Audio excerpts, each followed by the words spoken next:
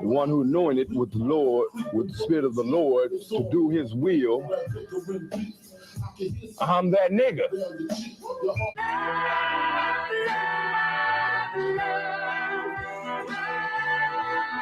One West, 125th Street. Look, y'all put y'all faith in presidents like they gon' change this country. Run the league and let y'all play cause y'all gon' make a money. Fuck Obama, he ain't come here on cargo slave ship. What the fuck he do for blacks in his administration? I'm waiting, patient like a saint. Black, Hispanic, Native, they hate your ass the same. Hate Christ in they image, paint you as a slave. God ain't all love, scriptures say he hate. African soul niggas, they know we not the same. School to prison pipeline to get you off the streets. Put you in the cell toilet connected to the sink. Molested as a kid, she prostituted as a teen. The byproduct of Martin Luther King dream. They just took the yoke off, my nigga, we ain't free. We live in bleak in these wastelands of poverty. If you don't know the truth, then the lie sound promising. Prophecy, gift and the curse. Dylan started killing, they was sitting in church. Black folk forgave him, man, this shit is absurd. You should never love your enemy, that shit ain't gon' work. Yeah, fuck dying on your knees, you better die in glory. Man, I joined the UPK, taught me the art of warring. I took a nigga life like mine to be recognized. I feel that pain every day, it can't be reconciled. Pops banging, my sister a prostitute. My brother got life, and somehow I still found the truth. War ready, no cowards, no excuse. Fuck reparations, you can't bandage no open wounds. Blood on the leaves, body swing hung from a noose. I was on a run in Nashville and I found the truth. I called the school, classes being held by the shot. On my life, I want to be a gangster like a cop. Do this for my brothers, real brotherhood. Everything we do, we got it out this book. My nigga, I can never be no African. UPK the only authorized acronym. I'm passionate about my brothers and sisters. We in hell, I ain't got nothing against them. That's another religion. If it ain't under your honor, ain't be murdered by them and got a hug from your honor. That's the way out for a coward in my observation. They don't fear the Lord, they indoctrinated. Wolves in sheep clothing, Joe Osteen. Real priest bringing back black royalty. One West on my headpiece, ranking order. Can't let them trick me off the streets, I gotta raise my daughter. I got brothers at the border ducking ICE agents. I got the name change, it was life changing. My family thought it was a game. Put on all black, they said I was going through a phase. It's more of us in jail than it was slaves. Chose by the Lord, we could never be the same. Soon as they born, the wicked go astray. They left the truth, they wasn't with us anyway. Niggas weak, they just saying anything to be truthful. We don't want no cowards anyway. Look, coronavirus, that's a plague. You don't get too much sleep when you waking up the dead. First camp, I cut off all my dreads. I took an oath when that oil hit my head. Niggas capping like they lids. I'm a priest, I never stick no fork in no pig. I was dead till I found out how to live. This brotherhood taught me how to be a man. I came back to my roots, I had to dig. A couple gaps I had to bridge. I got a rib, I'm married to this work. You wanna serve the Lord, he ain't in the Christian church. Came back to my roots, I had to dig. A couple gaps I had to bridge. I got a rib, I'm married to this work. You wanna serve the Lord, he ain't in the Christian church.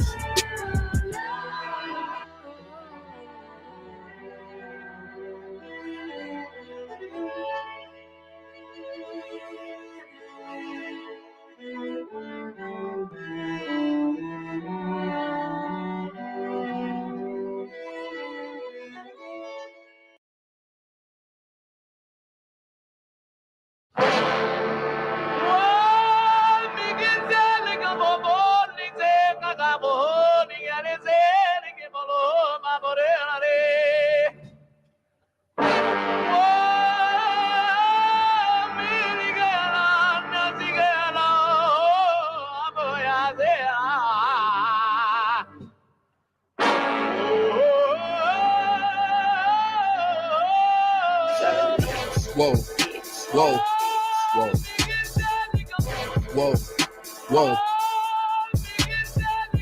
Damn right, I'm a UPK nigga. Straight out of One West, no contest. We the best to the niggas that's living, trying to contend with the stress. Going through the test, no access, cause you repressed slaves. Niggas is dying off in waves. Living in dirt, now it's a grave. Niggas cross-talk through the crosswalk or the white chalk over the bodies of roads that you paid. Americans killing us, saying they fearing us. Put the drugs in the hood, now my niggas delirious. Put a gun in my face, all because of my race. Click, boom, flash, put some Skittles to murder my ass. Like a sheep to the slaughter, heart beating harder and harder. Baptized with these words, never dipping in water. So now we pray to the Father, give strength to the Father that's looking for the marauder. That's fucking taking our daughters, nigga, it's wartime. Lights up, nigga, showtime. Got the green light on that ass, yeah, go time. Either boot up, shut up, but get your ass up, cause we ain't got time to be playing this all fucked up America. Heaven for the thief, hell for the slave, reaping what you sow, meaning giving back what you gave for a clean slate. You try to imitate, you was always fake. America, every city, state, this is your fate. Whoa, whoa, whoa, to America. Whoa, whoa, whoa, to America. Whoa, whoa, whoa, to America. Whoa, whoa, whoa, to America. Touring on the timeline, giving the rhythm to expose the intricacies of things. Vibe, doing my, I ain't shit, but getting lit is a pastime. So in a minute, I'ma pass out. I hope you get it. If you didn't, you can crash flying. Kinda simple if you feel it, past your last line, but it will confuse a bad mind. A damn shame. That's the exact thing. I'll get your ass fried. Bombs from the sky, rich devil lullaby. Then the nigga fly. Hope you got an alibi. Bombs from the sky, rich devil lullaby. Damn, the missiles high. I can see him from the parking lot. Heaven finna ball out. Devils finna fall out. All out warfare, nightmares in the big house. They murdered us for years and thinking shit won't gonna turn around. Pride never learned. This motherfucker burns down. Yelled in them streets. Told them to breach. Now all of you angels bring woe to this beast. You rule for a time, but we play for keeps. I pray to my Father, bring woe to this beast. Remember them times we hung on them trees. All of you nations bow down to your knees. Remember them ships, they brought us some fleets. Fuck the Apollo, bring them the heat. Whoa, whoa, whoa, to America. Whoa, whoa, to America. Whoa, whoa, whoa, to America. Whoa, whoa, whoa, to America. God is going to destroy this empire, man. You about to see famine in this place. You think them fires in California is bad? That's just the beginning of what the Lord is about to do. Because you've been evil to the Lord's people. You've been wicked to the Most High's children, man. You've been destructive to the 12 tribes of Israel. Let me tell you something, black man. You got to put on your strength now, man. Put back on your strength and might, black man, because your day is coming. Your day is coming because the Lord is going to bring judgment on this earth.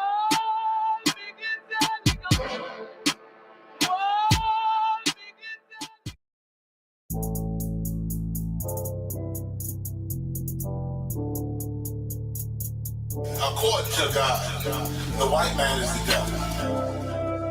See, I've been in here for a little minute. You know what I'm saying? And I see niggas, they like to talk a lot. They like to claim leadership. They like to claim this and that. You know what I'm saying? They like to be above what they really is and have authority. But they don't really need that authority. They don't really know what to do with that leadership. You understand?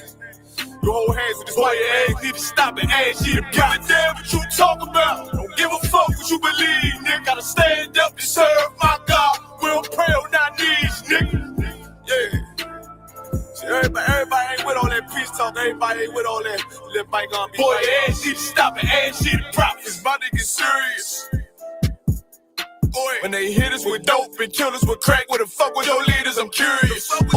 He cashed out on your blood, traded you in and bought a new biz. Ask you the prophets, I tell you the scheme. If you don't wake up, you gon' die in your dreams. I say you won't tell you no more. I swear these crackers try to kill us slow. Just spoke to a nigga and fed the up for parole because of the COVID. It feel like the host in this world that don't go together. Nowhere is gold in the ghetto. I'm in the city blazing with my niggas. Just told the devil the score never settled.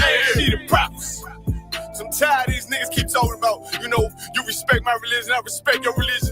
Boy, your ass need to stop and ask you the prophets. You know, like we all come together. You know, they say God so loved the world. God so loved the world, and no, boy, your ass need to stop and ask you the prophets. Don't give a damn what you talk about. Don't give a fuck what you believe, nigga. Gotta stand up to serve my God. We don't pray on our knees, nigga. Yeah. Hey, gentlemen, y'all, we don't pray on our knees, nigga. Gotta stand up. You know what I'm saying? Boy, your ass need to stop and ask shit. One with step, I'm silent for show. To the fake niggas, stay silent, I got it, let's go. I ain't taking no loss, ain't no talking when we got the flow. Ain't no peace, just play with your own. I'ma be loyal to the right arm. Tell him we can't keep it slate. And I can never let bygone be bygone. Got your baby mother on high, your baby pass through the fire. Ask you to a failure, bitch, I can afford it. I prepare slaughter, you bring me my water. Plus your leaders weak, let them lies slip through their teeth. Their ass need to stop and ass see the prophets. That's just the reality, Christians. I'm sorry to hurt your feelings. I know your pastor lied to you every Sunday for 30 years, but that's what the church is for, lying. That's why they exist, to lie the money out of your pockets. Boy, your ass need to stop and ass see the give a damn what you talk about. Don't give a fuck what you believe, nigga. Gotta stand up and serve my God. We don't pray on our knees, nigga. We don't pray on our knees, nigga. Gotta stand up and serve my God. We don't pray on our knees, nigga.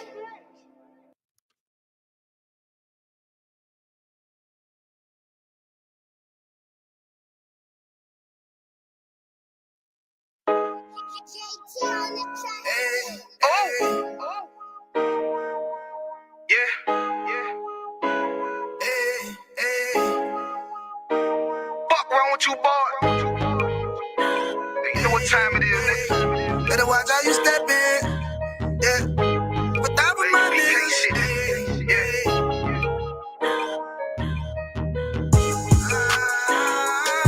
I'm in yo.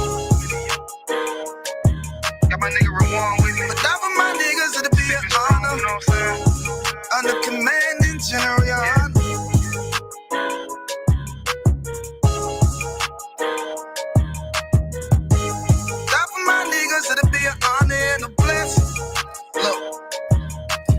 Straight off the top, I love all of my niggas. That shit ain't gon' stop till we on top when we ballin', my nigga. We be fly as fuck, you know them bitches be stalking my niggas. That shit'll never change, and it's the same with all my niggas. City to city, I should be at home. That's what my ribs say. But bitch, I'm grown. I'm in these streets and closed caption. Niggas know we bout that action. If a nigga play with me, then my hakim gon' let him have it. Hey, think you the shit, this truth the shit. Nigga play, I let that Ruger hit. Get on them tracks, they be like, who is this? I'm rude with it. Ain't got no manners. All them pussy niggas talking shit. Yeah, I know they can't stand us, but we UPK, Louisiana, bitch, that's what I'm ripping. And my niggas solid, number real ones in my section. If you wanna get down, put your boots on, start stepping. Brotherhood is a weapon. Brotherhood is a weapon. Better watch how you stepping, cause brotherhood is a weapon. If I die for my niggas, it'll be an honor and a blessing. Better watch how you stepping, cause brotherhood is a weapon.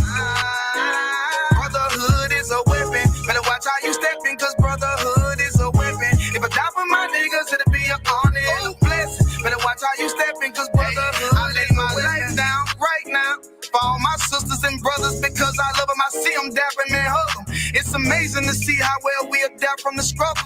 Born again from a life of sin, trapped in the gutter. My mind frame was to kill my own kind. Feeling inferior, waking up ready to die.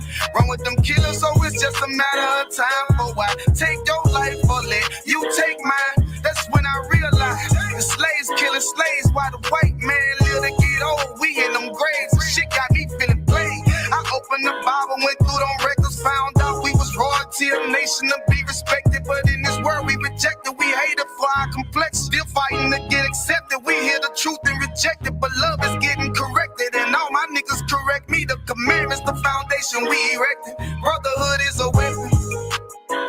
Brotherhood is a weapon. Better watch how you stepping, cause brotherhood is a weapon. If I die for my niggas, it'll be an honor and a blessing. Better watch how you stepping, cause brotherhood is a weapon. Brotherhood is a weapon. Better watch how you stepping, cause brotherhood is a weapon. If I die for my niggas, it'll be an honor and a blessing. Better watch how you stepping, cause brotherhood is a weapon. Hey, hey.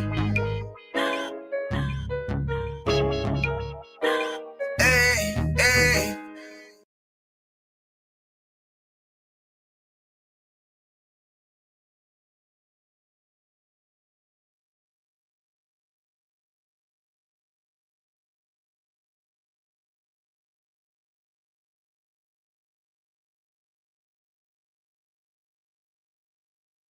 Listen to them.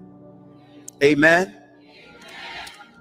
I'm not even fit to teach this Bible, and I've taught it wrong for so long. Just listen to the priests of the Isupk. Y'all hear me? We all just need to get in all black and start our 90 days, because Christianity isn't the way.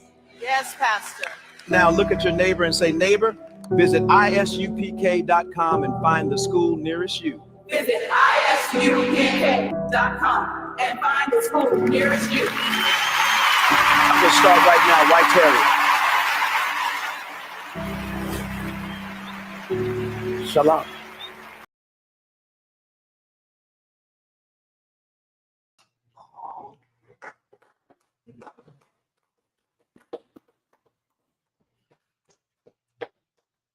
The Lockyer.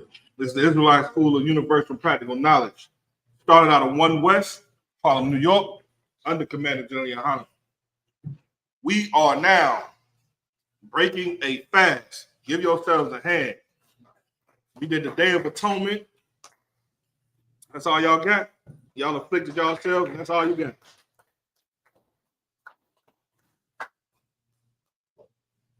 So, bear with me. Not only am I going to break these scriptures down, I'm going to also take, thank you.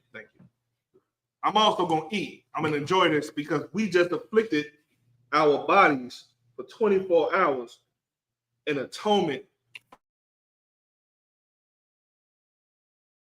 That want to still be whoremongers and unalive each other, right, and take a man's wife.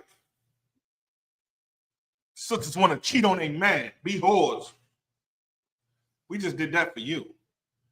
And you hate us when you should be doing it too. See, this is what real Black history looks like. Real Black history, you can find it in the Bible. Give me Psalms chapter 9 and verse 17. Real history, you can find it in the Bible. And in the Bible, the Lord said to the Israelites, don't ever forget. Don't ever forget where you come from as a people. Don't ever forget who your enemy is as a people. Now, it's such a sweet thing to be able to fast from water, from liquids, and from food, and from alcohol and water for 24 hours, just to have a nice meal right afterwards. Give it up to the Israelite School of UPK in Milwaukee, man.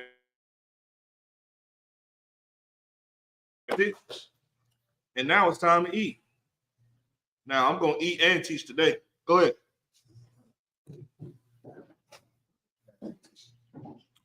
Salaki. How could I forget about South Dakota? Give South Dakota a hand. Give Philly a hand. Chicago, New York, New Jersey, Great Britain, Brazil, Mexico, Puerto Rico, Trinidad, Jamaica, California, Atlanta, everywhere. There is an Israelite School of Universal Practical Knowledge. We afflicted our souls yesterday. You went to your slave. You had a headache. You understand? You wanted to eat all day. You couldn't. Well, big up to you. Now maybe the Lord will spare more of our brothers and sisters out here in this world. Maybe ICE, because of your supplication and because of your atonement, maybe the Lord will do something to ICE that'll make ICE never want to touch Blacks and Hispanics ever again. That's right. Because you afflicted your soul. Perhaps the Lord might say, I'm going to drop airplanes on ICE.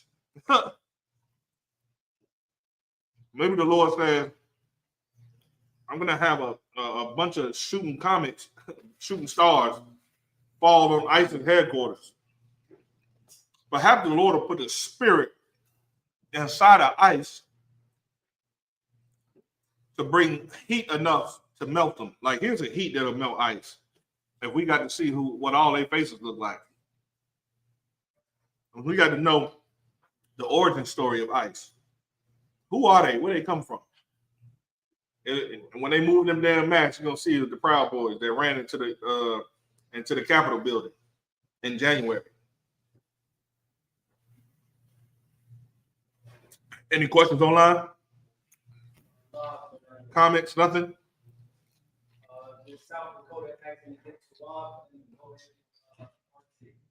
Absolutely. South Dakota, you can get down. If you see me doing it, you can do it. And I pray for the day that we see you here, live, in the flesh. You've afflicted your soul too. I know you. I know you in South Dakota. I know all of the things you're going through in South Dakota.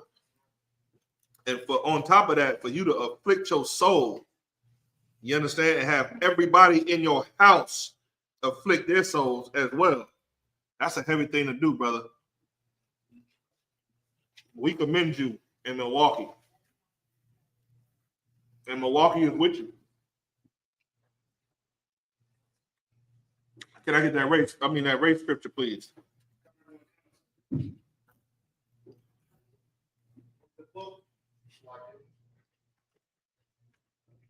This is the book of Psalms, chapter 9, and verse 17. The wicked shall be turned into hell, and all the nations that forgot the Most High. Hold on, let me get there with you.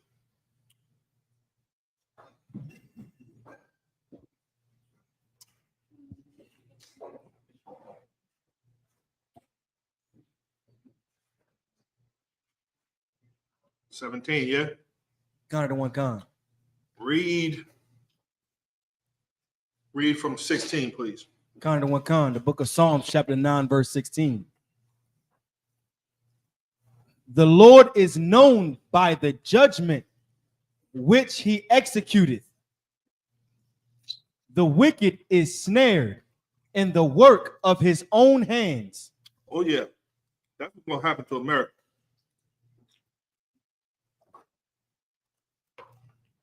Read on. Con to one con. Higayon, Salah. The wicked shall be turned into hell. Good night. So not only is the wicked going to be snared in the works of his own hands,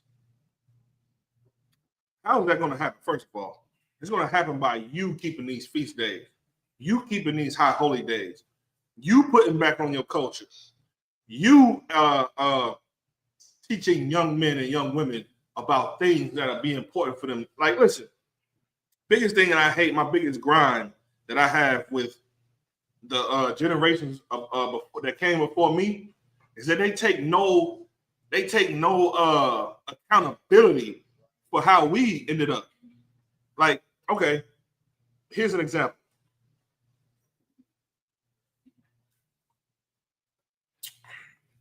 It's a lot, yeah, man. Here's a great example of what I mean. Before Martin Luther King came on the scene and them cats that rolled with him, the example for black people was to just fight back against what our oppressors, our white oppressors were doing to us. Then they came on the scene, got all the press, all the news paper prints and all of the, the talk shows and everything. And then they were catapulted into the black man's television screen. They became the formula of what you thought black success looks like. And then all of the preachers in America followed Martin Luther King's image, his reputation. And then those same bastards sold our neighborhoods out. Right. More poverty came on us in a crazy way, Akim. You know it, especially my brothers in here that's 80s babies, 90s babies. We know. Because we were born in the crack era. Right in the height of it. You understand? Like, we were there watching our friend's mama smoke crack. We were there watching the hood going up in shambles, gangs selling drugs and all that. And you know what we thought? We thought that was cool because we're in poverty. Those gangs that were selling drugs didn't do nothing but teach us how to sell drugs. Right. They don't want to take no accountability for these YNs nowadays. Them niggas that taught us how to sell drugs, We went and did it, and then boom, now we not only selling drugs, but then we bring the music behind it. And my generation, that's where you get all that crunk music, that trap music, that club, that whole club scene. We taught them how to do this. With the music and the shaking of the asses and the videos, the rap videos, the lyrics. That was us. And we taught that being successful was about how good you could rap, how good you was selling drugs, and how many bodies you got. You know, vanity, right? What you got on, what you driving, how many girls you got, how many diamonds, jewelry you got, how many houses you got, how much money you got on you right now. That's what we made, you know what I'm saying, glorify. And then 2010s came. And then we started having sex and children and all of that. And then once we started doing that, we raised our kids into it. And now our kids became worser us's. Worser examples of what we were. And we were worser examples than y'all look at gangbanging, right? I bet y'all, now there was a time when we would say, damn, it was bad in the 90s. Y'all remember them conversations?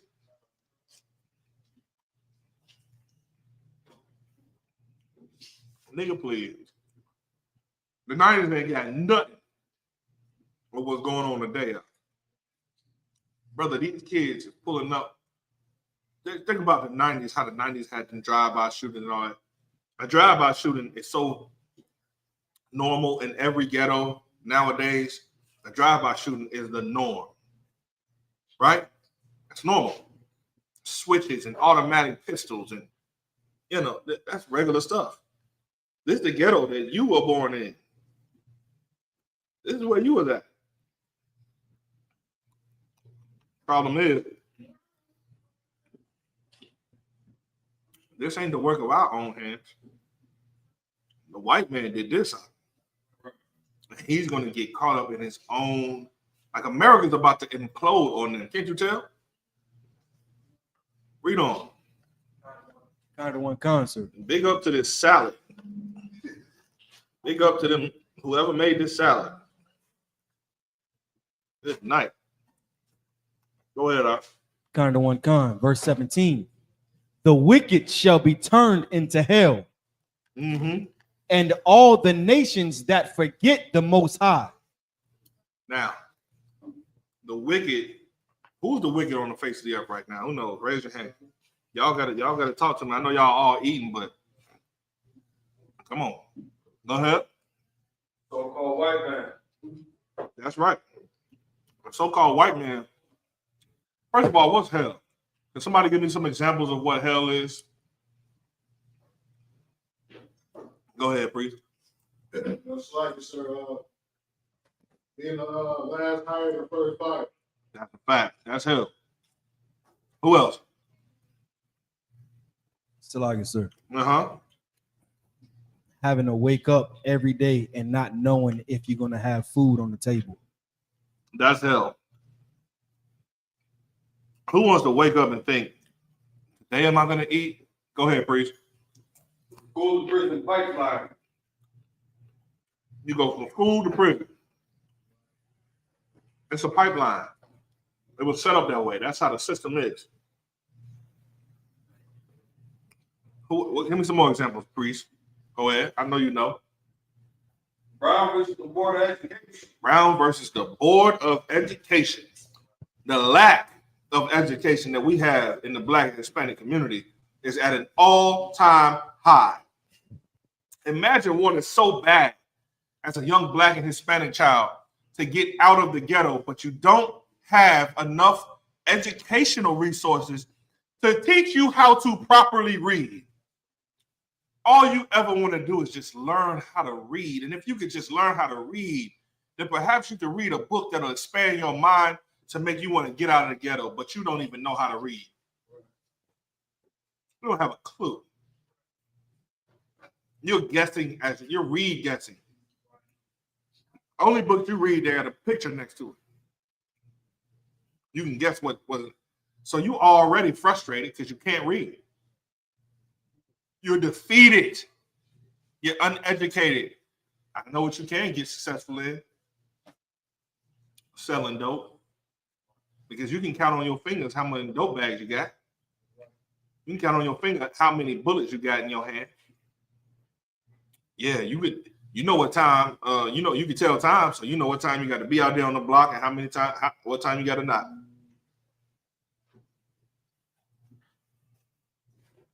Just not knowing how to read causes enough depression and oppression and psychological damage when you see everybody around you watching TV and you wish you knew what that said, that subtitle said. What else? Give me a couple more examples of hell. Salagi, sir. Go ahead. Going to school and coming home not to find your parents because they've been captured by ICE. Give them a hand now.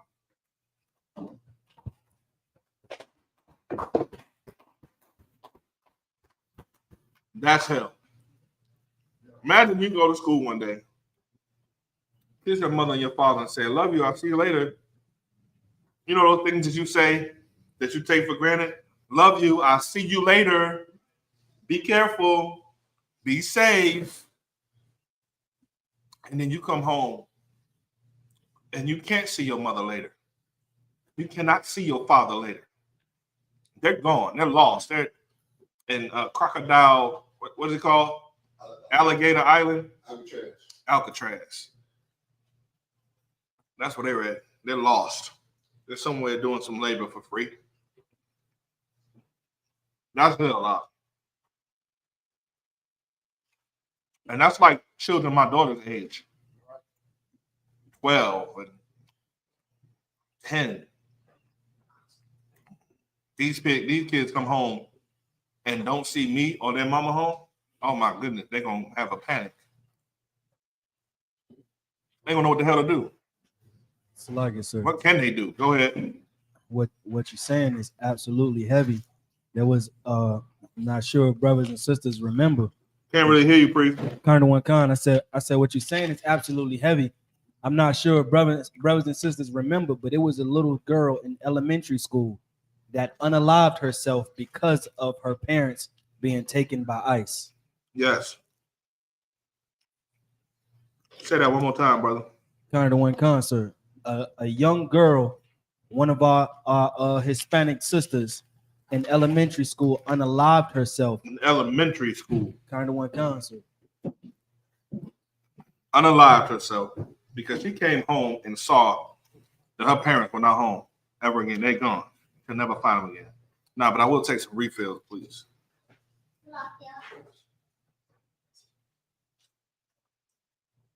Here you go. Make some refills on those, please.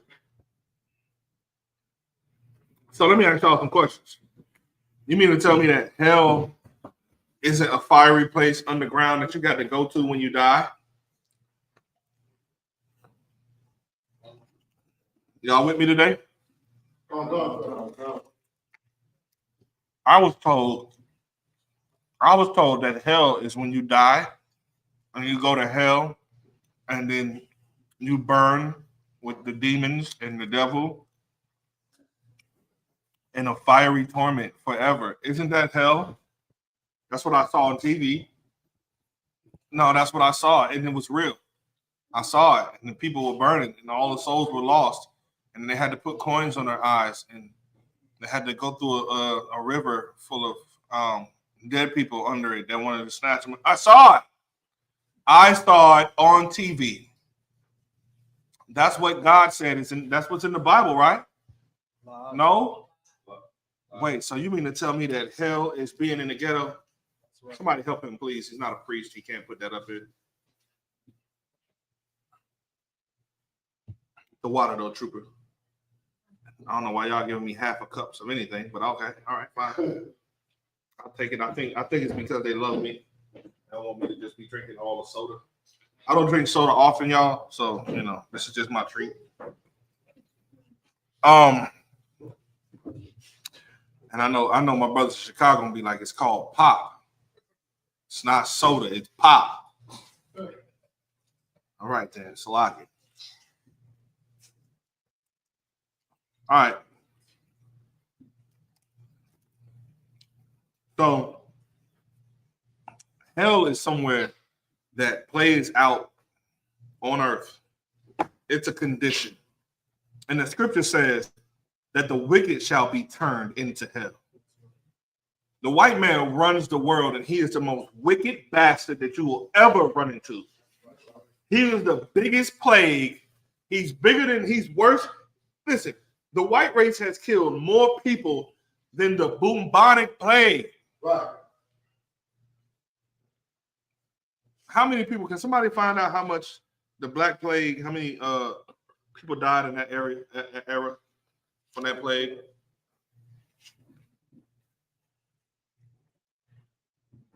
I think the white man killed more people than that after 9/11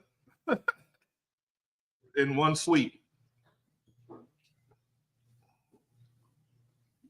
Salaki, sir. Go ahead. It says the Black Death killed an estimate of 25 to 75 million people between 1347 and 1351. So that's like over 5 years. That's how many people they killed. So somebody asks, go ahead. You got a hand up? Like I said, the bubonic plague, they came about because white people were so filthy that, it just became like an illness, disease, and rats and infested, and to the point where people was just getting sick and dying because it was so filthy, wasn't it? Right. What year was the bubonic plague? What year was the plague? This is like I said, the Black Death was from 1346 to 1353. The second plague pandemic was 1665, 1671, and third plague pandemic was 1894 to 1929. So, I'm not really well versed on why it happened, but I'm quite sure, if my memory serves me well, it was because of uncleanliness. Mice, insects, fleas, ticks. Go ahead. Also, too, sir, I also did research on the white man bringing rats to America. We have rats. Listen, the closest form of a rat you had over here was like a muskrat. And then there also wasn't pigs over here either. They brought them over here. But then you want to know what else they have? They want to have the honor of saying they brought. Who knows? Go ahead. Civility. That too, yeah, but nah, it's something else I'm thinking about. Go ahead. Smallpox. Hell no. Salaki, sir. Good night. They don't want the honor of saying that. Salaki, sir. Mm-hmm. They had the honor of saying they brought us over here. No, that's not what I'm saying. So they brought the rats over here. They brought the pigs over here. And they know they did. But then they like to say, oh, we brought horses over here. No, the fuck you did it. You didn't bring no horses over here. That's not true. They act like the Native Indians didn't have horses over here well before they got here. How do I know? Pre-Columbian artwork. Pre-Columbian artwork depicts horses, mules, donkeys. They talk about horses and mules and donkeys well before white people ever got here. Oxen and stuff like that. Nigga, you talking about the children of Israel. The only reason that white people even understand what being civil is because of us. Right. You think Abraham domesticated the horses, man. Wouldn't be no horseback riding if it wasn't for Abraham. He brought that to the Egyptian army. Excuse me, to the Egyptians. Y'all don't know y'all know what I'm talking about? Go ahead. I forgot that shit on my life. Anybody can remember when Abraham was in the way with the Egyptians? Go ahead. Someone went on at the time that he was in Sarah, he did not stay with his wife. Mm-hmm. Abraham domesticated horses. That's a historical fact. White people want to take credit for everything. Oh, God. But not the bad shit. They don't want to take credit for the crack in your communities, the degradation in your communities. See, I keep saying crack like crack is the new thing. What's the newest drugs? Go ahead. Yeah, but is that something that people are like going crazy over? I think it's the perks. Go ahead. Vapes. What? Vape. Vape? What? Vapes. Vape. The vapes, yes. The vapes. I be driving a damn bus and I'm seeing school kids out there vaping. And I think to myself, excuse me, man, where they parents at? And then a little bit of real nigga comes to my mind and says, nigga, where was your parents at when you was in the 9th grade smoking all the weed that you could ever get your hands on right before school? Where was your parents at? You know what I'm saying? Where was yours at? So how the hell I'm going to say where your parents at? Listen, when your kids leave the house and they go to school, they swear that nobody can ever see them. And because the parents in the community hate each other, we don't even have a system of, hey, I saw your kid out there smoking. Every parent in Milwaukee should know each other. We should all have a pipeline in Milwaukee. Hell, you got all the best tools. You got Facebook, you got TikTok, you got Instagram. Use that shit for something that counts. Right. If you see somebody kid on the corner smoking, take a picture of it. Say, hey, who baby is this? I'm gonna walk up to him and ask her, who's your mama? Oh, nigga, in 5 minutes, they're gonna get on that on them comment sections. Oh, that's Keisha, them kids. Yeah, stay over there out Fond du Lac. 33rd to be exact. Well, somebody tag her in this post because I'm quite sure she don't know her baby out here getting high in the morning with a couple of boys. And you know what? All right. You know what it is.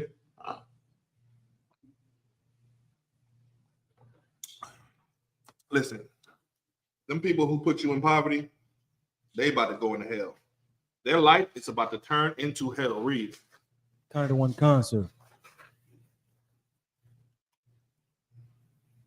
Verse 18. For the needy shall not always be forgotten. Read 17 one more time, please. Kind of one con. Verse 17. The wicked shall be turned into hell, and all the nations that. Now, this is how you know this is not talking about an actual wicked person. It's talking about the wicked nation. How do we know? How do we know? Raise your hands, y'all.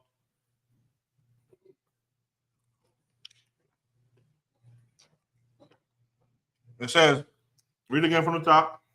Kind of one concert. The wicked shall be turned into hell. Sounds like one person, right? But then read the rest. And all the nations. And what? And all the nations. So when we talking about the wicked, what's the context we're talking about, sis?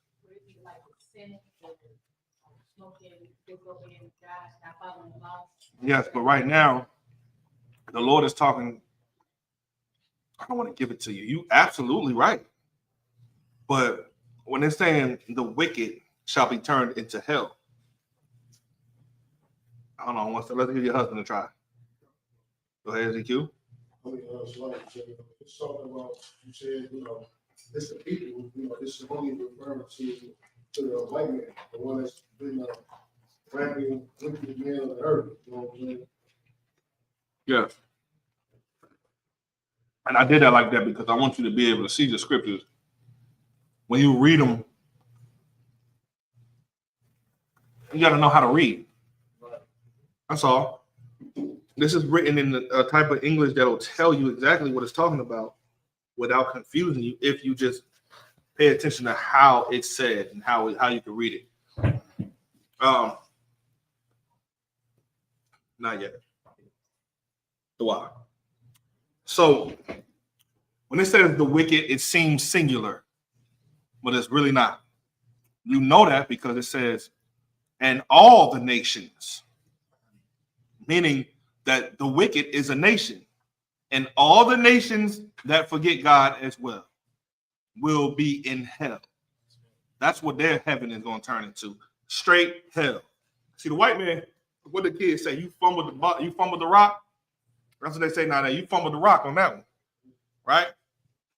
White man, you had your chance to rule the earth in righteousness, but you did not. You fumbled the rock. You had a chance to say, you know what? It's true. We are, and I mean every white race are Edomites. We come from the Idumean race, the original Idumeans. We are Amalek. You understand? We are, all the sons and dukes of Esau. That's who we are. We're Alexander's offspring, and we are the offspring of the Romans and the Greeks and all of the people of Macedonia that took over Macedonia from the black Japhetic people. We are the ones who lied to you and told you that you were not the children of God. And we apologize for that. White people, right now, you need a president to do that for you. You need a president to say, and Vladimir Putin tried to get you to do this, but you just wouldn't do it. When he brought out the icons, the Russian icons, and showing you the depictions of the saints of God, all being black people, he was trying to give them a wake-up call like, hey, we have records that prove that the people y'all got in slavery in America today that you say ain't nothing and that you claim are Africans are actually the Israelites. Like so when he did right there, what's that? To kind of like stir up America and whatnot, like it was almost like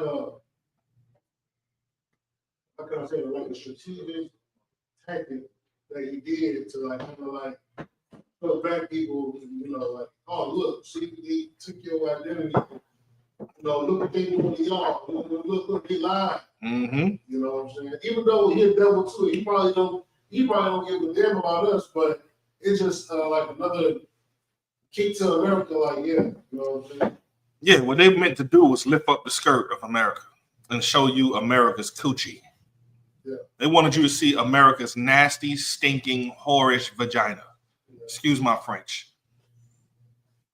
That's what they wanted you to see. The rear end of America. Lift up the skirt of this woman dressed in scarlet. That's what they wanted to do. They wanted to show you that America is a hypocrite.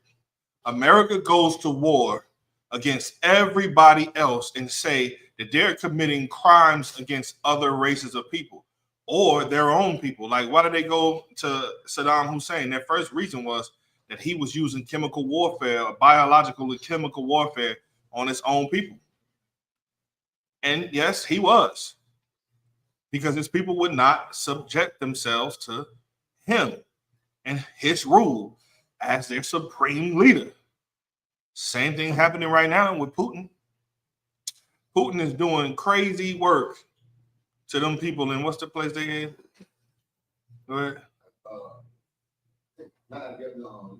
Ukraine. The Ukraine is being besieged by the true and rightful owner in today's time of Russia. Vladimir Putin wants all that land back, and he wants all his people that left to come back. He's going to use war to do it. The Lord sent Christ because he wants all his people back. He wants them all back in one nation. And your king is going to use forgiveness and kindness and grace. And I know it seems like that is not going to work. Brother, that is going to work. It's going to work like a charm. It's going to work. You're going to see it happen because it's going to be starting to get contagious. So you're looking at our oppressors who really think that, they could have had a chance. That's what I was talking about. They could have had a chance to say, man, we're wrong. We could have done this. They dropped it. They fumbled the rock. They fumbled it. They could have said, man, listen, we wrong. Y'all are the children of God. We know that y'all are the Israelites. You know them crazy people that's on the street that be saying that, the white man is the devil and all of this and all that. They're right. Y'all are the real Jews. And y'all are the real people of God. But you want to know the problem? They just won't do it. And you know why they won't do it? Because they're too fucking greedy. Right. They want too much money. They got all the money and resources on the planet, and yet they still mad about feeding you food stamps. Right. They waste money on space bull stuff. Man, let me tell you something. How much does it cost to make? I want somebody to research this. How much does it cost to make one satellite?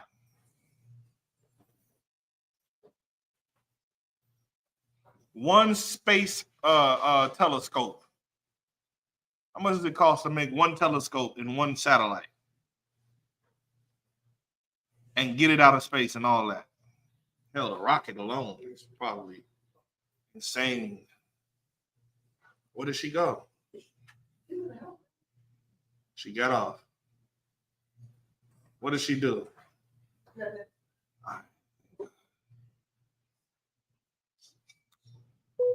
All right. Anybody got that information?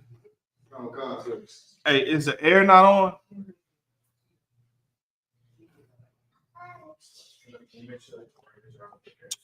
The temperature has risen as more bodies came into the school. I think it's the food cycle. Go ahead. You said the definition. No, not the definition. Yes, please. The cost to build a satellite varies drastically, ranging from a few $1,000s for a simple CubeSat to hundreds of millions of large, sophisticated satellites. That's what we want to talk about. We want to talk about the largest sophisticated satellites. That's what I want to know. How much do the largest sophisticated satellites cost? The most expensive satellite. How about that? Go ahead, sis.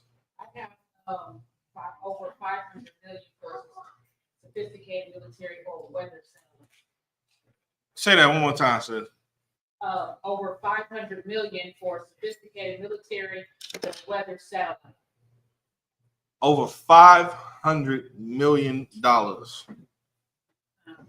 for a sophisticated military satellite or weather satellite. And they get the weather wrong all the time. Do you know what let's say $700 million. If they took $700 million and did not build a stupid, dumbass satellite and put it, and then it costs, how much does it cost to even take the satellite out of space?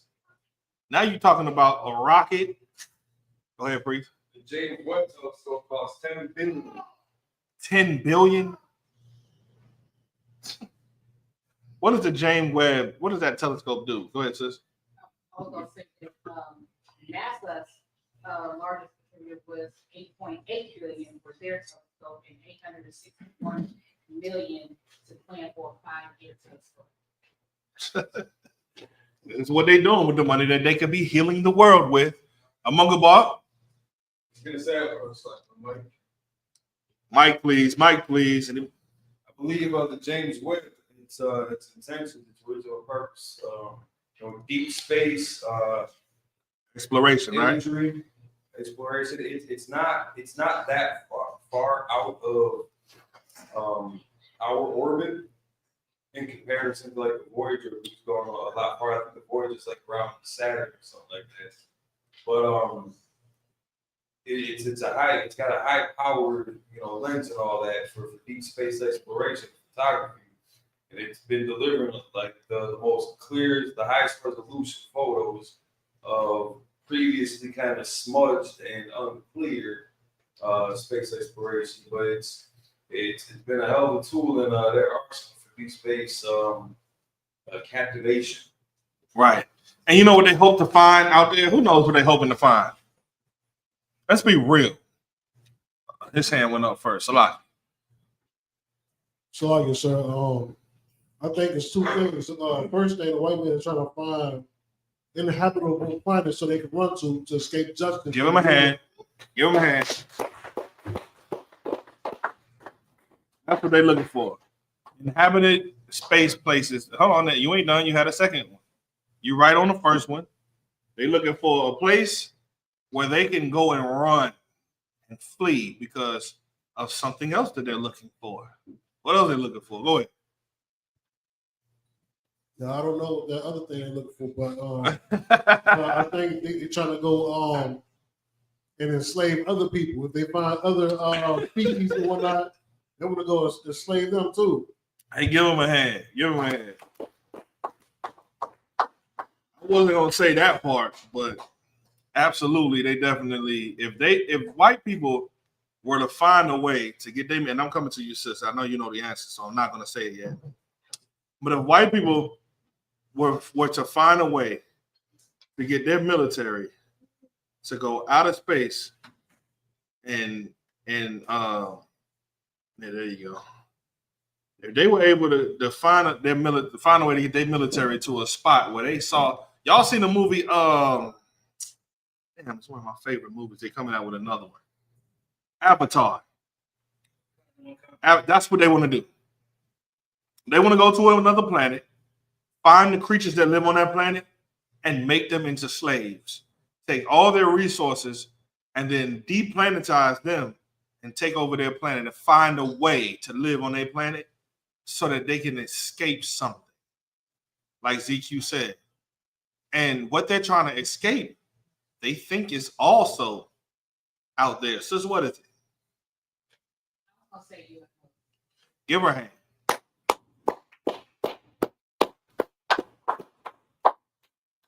Right now, they think that there's an object that's coming towards the Earth right now at interstellar speeds that should be here in November.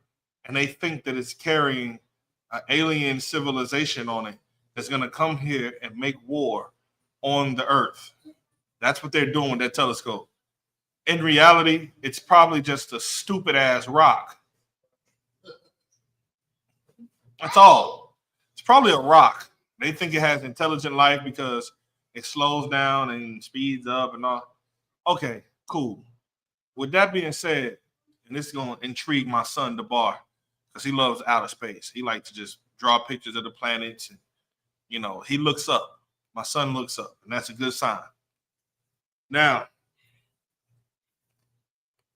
here's what they're really looking for. They're looking for Christ and his angels. That's why they're afraid of that object that's supposedly barreling towards the United States. Towards the planet Earth right now. And in their mind, they think that, that's their retribution or, their judgment is coming on that rock. Go ahead.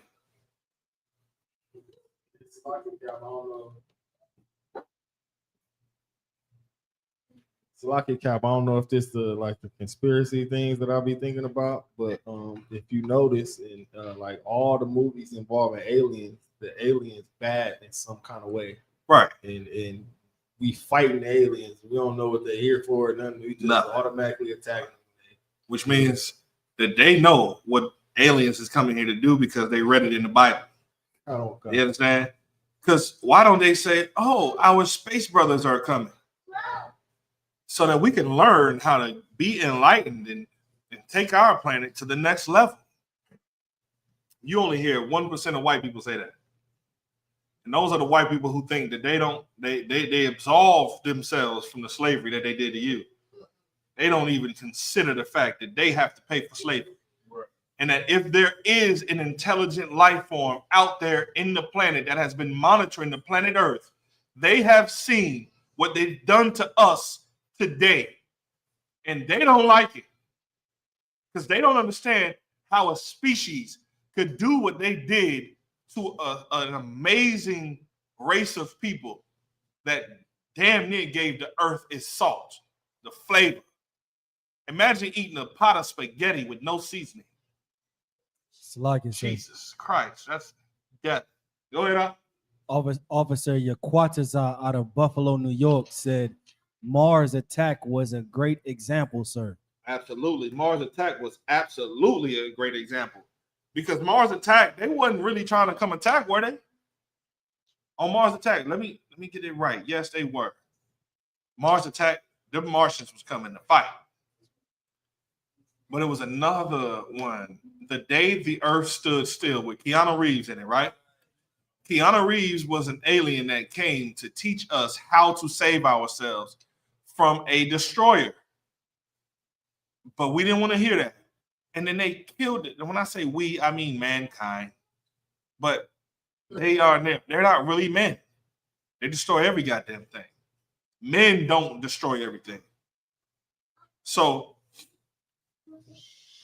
they shot Keanu Reeves in the heart.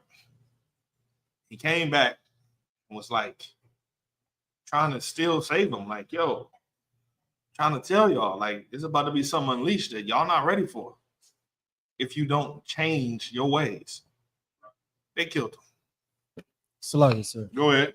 If I could, You sir. may. What you're saying is absolutely heavy. This is exactly what we do.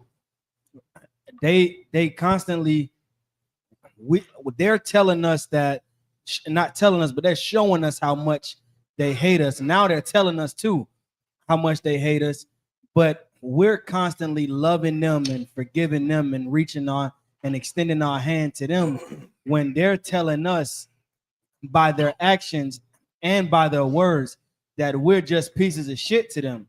Basically, let me piggyback on that. Based on what I just said about the world, I'm not the day the earth stood still. So basically, what they're also telling you that is, if Jesus Christ was white, he came to the earth to save it. They were shooting. I'm telling you straight up, they're gonna shoot him. That's what's gonna happen. Christ knows there's no way in hell he's gonna come to this planet and land in Central Park. That's what happened, right? The day the earth stood still, landed in Central Park. Every military asset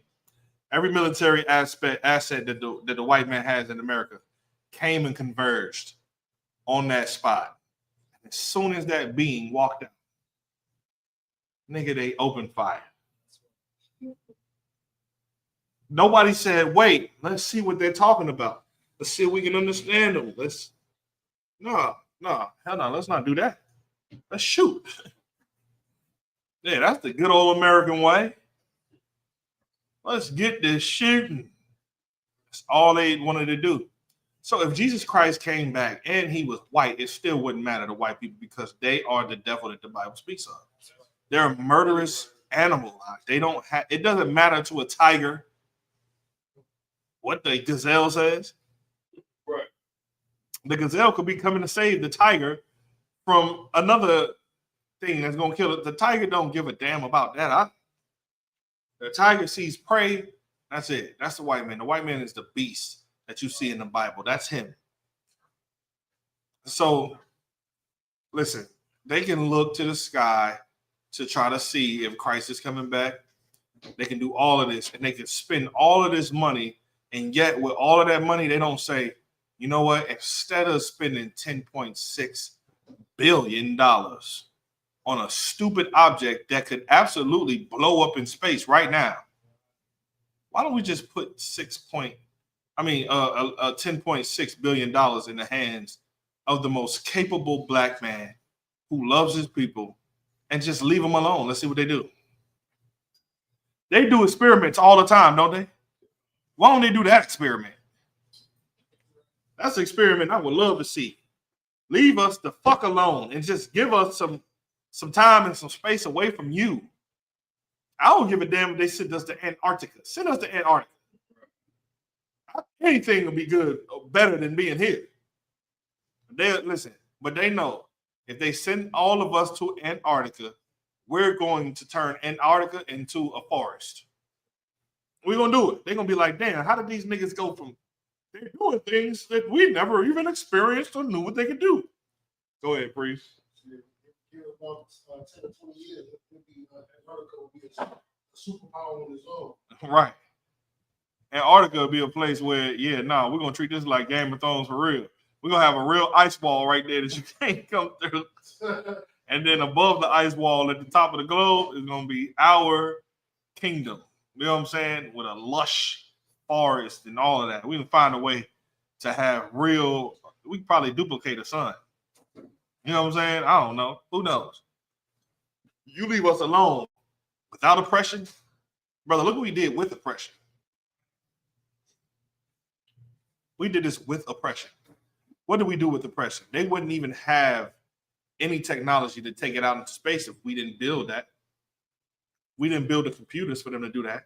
If we didn't make the camera phone, if we didn't invent the telephone, if we didn't invent the grid, if we didn't invent the television, if we didn't invent what else? The toilet seat, the stop sign, the stop light. I mean, give me some more. It's just crazy stuff. The carburetor engine, they'd still be driving horses right now. Can you believe that? Right now, if a nigga named George Washington Carver did not create the carburetor, we'd still have to pick up shit out in the fucking street right now. We'd have to pick it up, scoop. Otherwise, it'll be flies everywhere and disease everywhere. You'd have to have street cleaners, like real street cleaners, that'll come and take all that manure and send it to a factory 10 miles away from the city and turn it into fertilizer. Probably use it to grow some food or something. But if you leave it in the streets, that's where tuberculosis. Zama, you heard me? That's how they got tuberculosis. Too much shit in the streets. You understand? That's how they did it. Don't quote me on that. I don't know where tuberculosis came from, but I could just uncleanliness. I mean, hell, that's where the plague came from in the first place. So, what I'm trying to say here is that the white man could have absolutely repented from what he did. He had a chance. He still has a chance now. If America was smart, they would elect a president that would apologize to Black and Hispanic people and try their best to make things right. Like, because when I was coming out of the truth, I had done so much bad deeds to people and towards people that at the point of whenever I thought I was at the peak of my success in life, where I was able to get a whole lot of money and have what niggas always want. I just want an endless amount of weed. You know what I'm saying? I had that. I had a nice supply of money, cars, women, drugs, everything. Living the American dream. But there was one thing that was still on my back, like the shadow, like the heat, like smoke. I would always see it. And I felt like it was just death hanging over me. Like it was the Spirit of the Lord saying, you only got a couple more months to live, Pop. Take you out. You know what I'm saying? Like, you out of here. I felt it. And I knew it wasn't no bitch named Karma. You understand? I knew it was something real that could really unalive me, take me out. So I just changed. White people don't even think like that. They have no conscience. They can't. Because how could you be this smart, but so dumb? I mean, it was only one smart person from them. Thomas Jefferson's quote was what? Why you find Thomas Jefferson's quote? Pull it up. Quote. Straight quote. I want the straight quote. Let me look it up. I got all this fancy technology up here now, thanks to you, brothers. Thanks, sir. Yes, please. Not separate but equal. Nope. Salakia, sir. Yes. The tree of liberty must be refreshed from time to time with the blood of patriots and tyrants. While another well-known one is, we hold these truths to be self-evident that all men are created equal. That's not the one. I'm about to find it right now.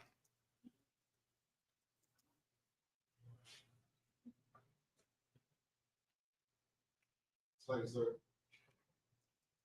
Is it about the Constitution? I'm about to find it. Thomas Jefferson wrote, "Indeed, I tremble for my country when I reflect that God is just, that his justice cannot sleep forever." The quote ends, this quote found in notes in Virginia expressed concerns about the inherent injustice of slavery and suggests that a just God will ultimately not allow it to stand.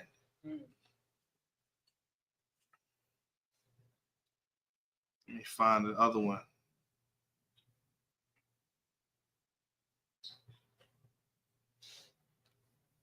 Bear with me. Then find me the scripture where it says that if they would just repent, they would repent for what they did, and the Lord would have heard them. Where we at, y'all?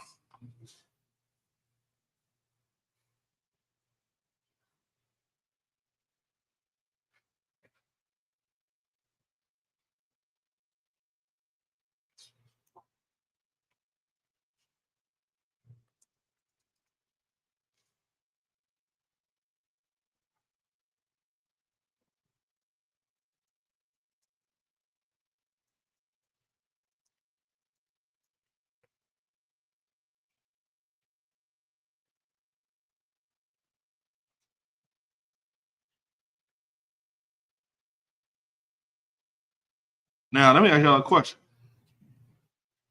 Did Thomas Jefferson have slaves? Go ahead. Absolutely.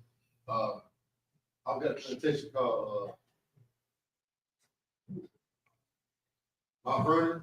I would actually watch this.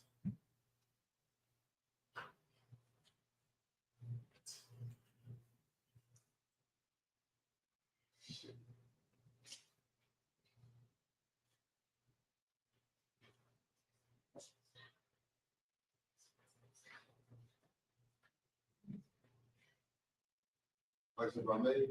Mm-hmm. All the presidents, right? Thomas Jefferson had the most slaves, right? I'm not sure. Google it. Salakia, sir. Go ahead. Are you talking about Jeremiah 18 and 8? Jeremiah 18 and 8. What does it say?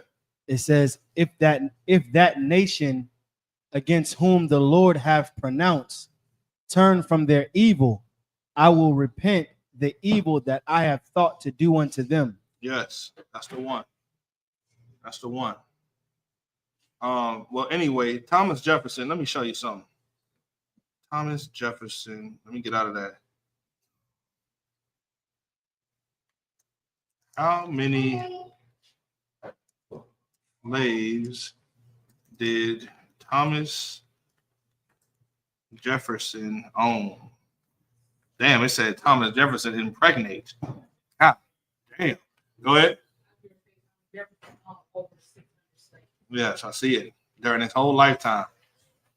With a number of them living and working at his Monticello plantation. And during his time in the White House, he acquired many of these enslaved individuals through inheritance and natural increase, while others were purchased or sold.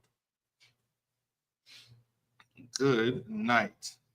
And look, the same way I felt the Lord on my back when I was out there doing wrong stuff to my own people, I know Thomas Jefferson felt that heat too. Thomas Jefferson felt that heat so much that he said, I tremble for my race because if there's a just God, then I know we'll have to pay for what we've done to this people. Listen, that's what it is. Slugger, sir. Please. Just a quick question. Was this something that he said like on his deathbed or just during his presidency? I believe he said this while he was alive and moving and cooking. And I'm sorry, he wasn't cooking. Slaves were cooking. Right. I almost gave him the cooking quote, sis. While he was alive and cooking. Oh, hell no. Y'all was cooking. If you made it in the big house. If you made it in the big house, not only you was cooking, you was good looking, and you was cooking. And that's it. And that's what he was doing. My bad, I'm always rhyming, ain't it? So, all right, we can get off of that. Let me get that scripture that I asked you for, priest. Con to one con. Let me get there with you too. Let everybody know where you at. Jeremiah chapter 18 and verse 8. Jeremiah chapter 18 and 8. All right, let's get it. If that nation against whom I have pronounced to turn from evil, Salakia, if that nation against whom I have pronounced turn from their evil, I will repent from the evil that I have thought to do unto them. If only that quote from Thomas Jefferson was enough for him to say, all right, I'm going to stop. Like Donald Trump, ever see this scripture? He's going to burn every Bible. Right. That's what he's going to do. He's going to outlaw the Bible. Yo, y'all better have y'all Bibles on your phones and in a physical copy. Have something that you can have with you. You niggas is from Hebrew Academy. Y'all know what to do. We ain't giving up no scrolls. We are not doing that. It's not happening. Go ahead. Read again from the top. Because this is what they need, a president that really cares about their race. White people need a man who really cares about white people, so much so that he would understand history, he would teach the truth, and he would do this. Read. If that nation against whom I have pronounced, meaning against whom I have pronounced to destroy. Right. Because if you read verse 18. Kind of one concert. Verse 18.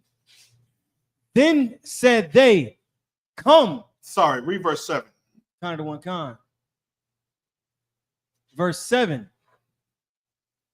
At what instant I shall speak concerning a nation and concerning a kingdom to pluck up and to pull down and to destroy it. Yeah, this is what the Lord is talking about.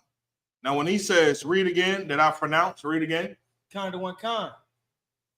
At that, it's like if that nation against whom I have pronounced that I will destroy and pull down and pluck up that nation, that kingdom, at what instance?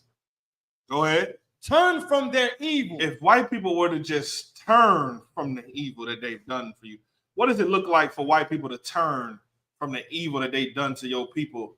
Young man, Nick, what would it look like if white people was to turn from the evil that they've done to your people? As a matter of fact, let me ask you a question. What is the evil that white people do to your people? No, young man Nick. Name some evil things that white people have done to your people.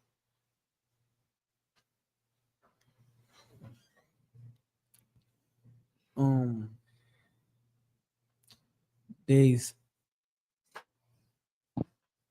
slaughter our families for no reason, just because they hate us. That's one. They drive us into this land. They what? They drive us into they brought us into this land just to get in. How did they bring us into this land? By boats. Yes. Give them a hand. Slavery. They brought us into this land with slavery.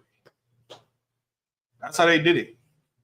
They took us from a place and then brought us into slavery in America. Made us work a hard and vigorous slavery, even up until this day. Can you name one more evil thing they did to us?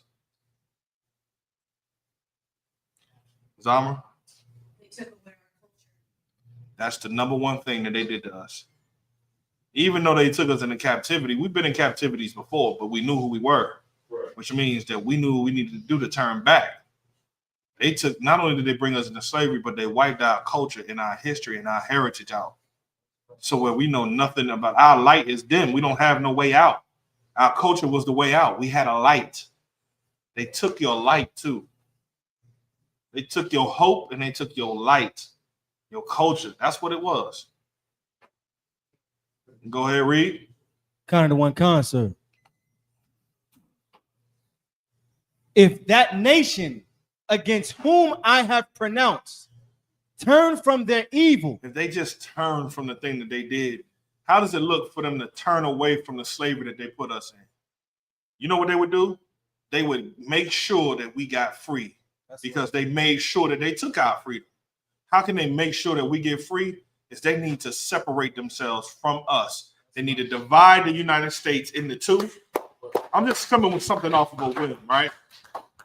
Divide the country down the middle, or instead down the middle, divide the country along its latitude, right?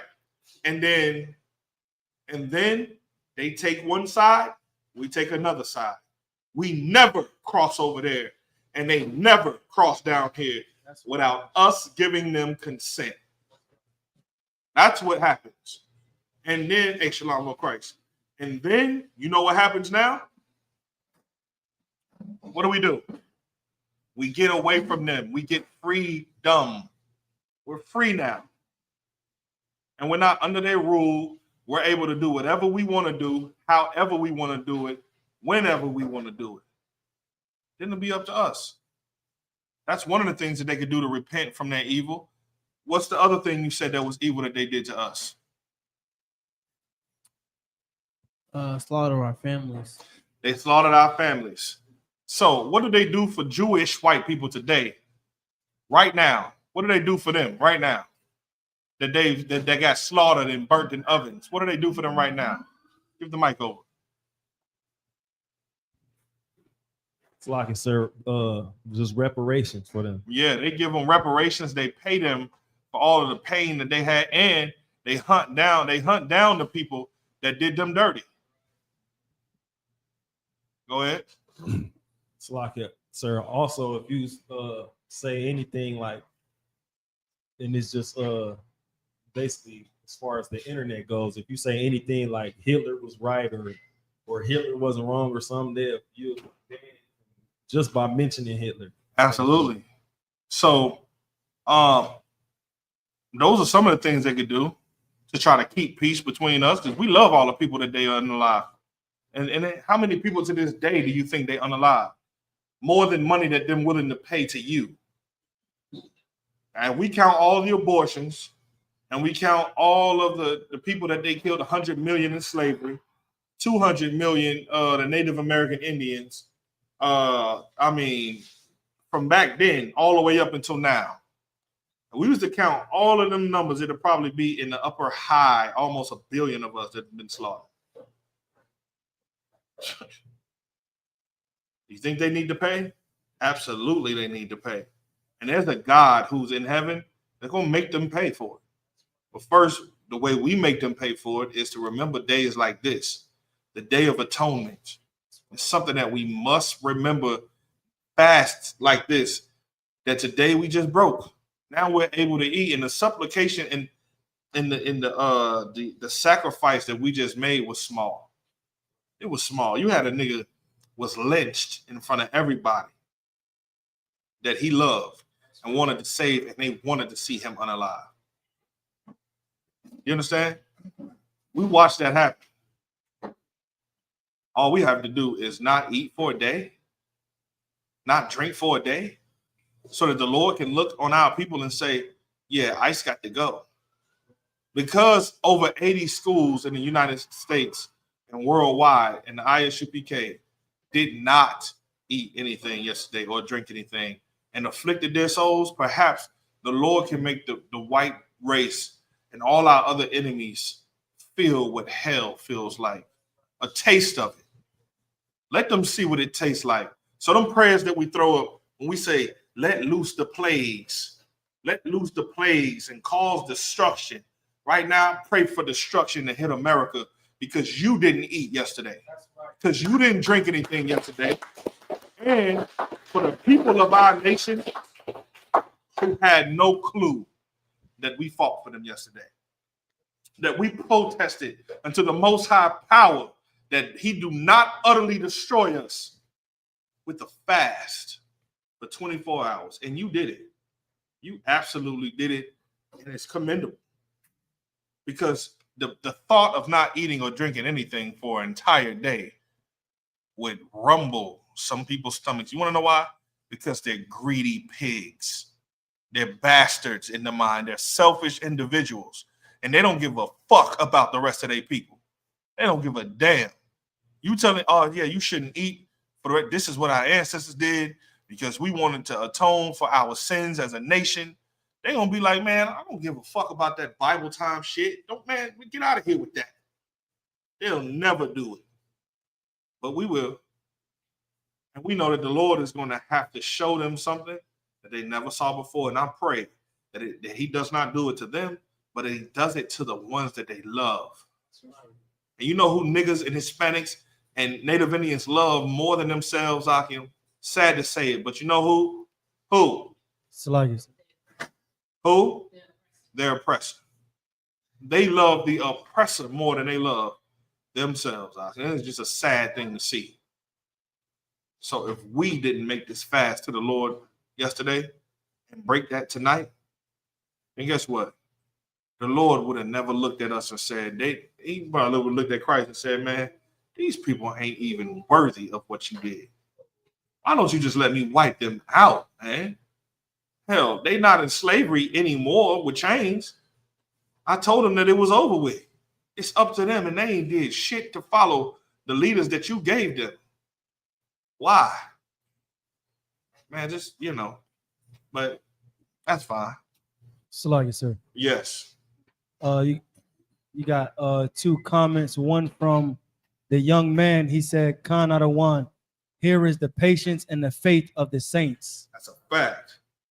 This is the patience and the faith of the saints. And the faith is about the work that you do. Faith is, faith is like a battery. Like the batteries that you use to power your remotes at home, that's one unit, but it has faith and it has belief. I mean, it has action and it has belief together. That's the power of faith. You can't have the power of a battery without a positive and a negative charge. Well, to faith, you have to have works with that. With works, you have to have faith with that. It's the same thing. That's right. If you don't look at it like that, then you don't have faith.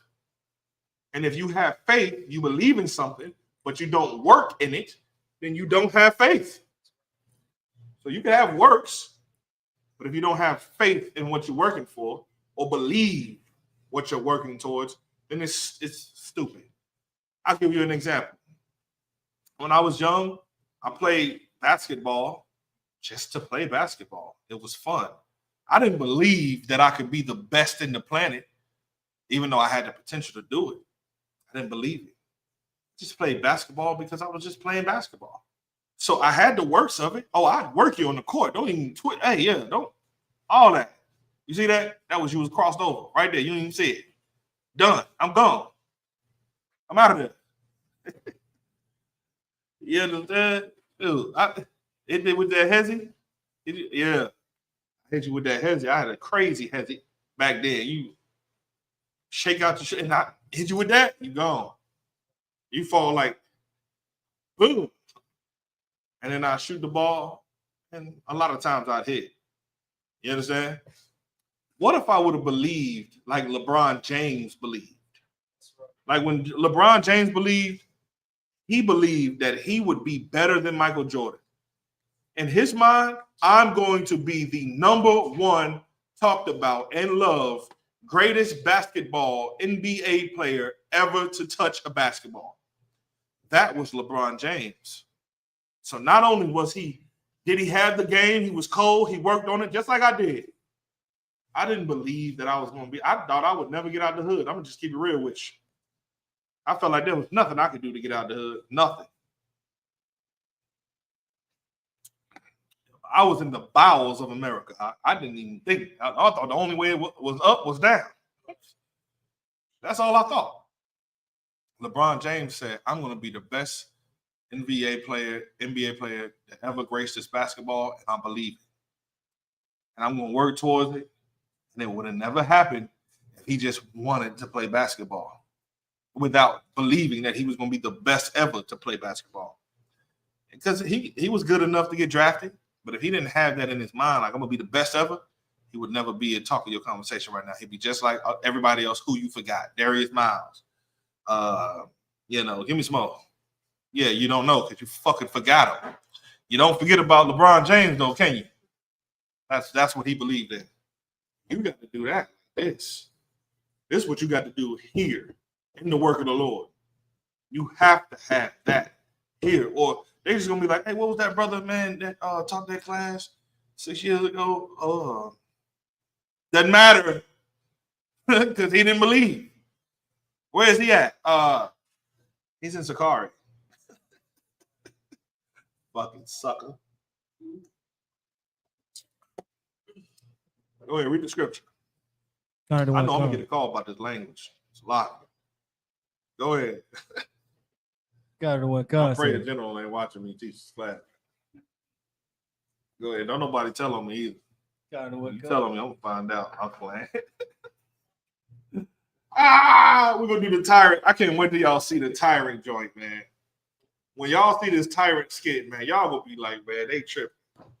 They tripping. We got more coming too, though. But we got some stuff cooking, man. I was on the phone with Delaware yesterday, man. Isaiah Ward last night about something that we're gonna do.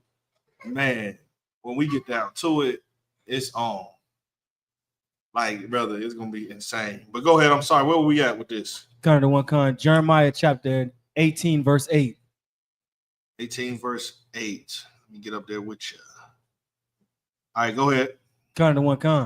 If that nation against whom I have pronounced turn from their evil, I will repent of the evil that I thought to do unto them. That's what the Lord said.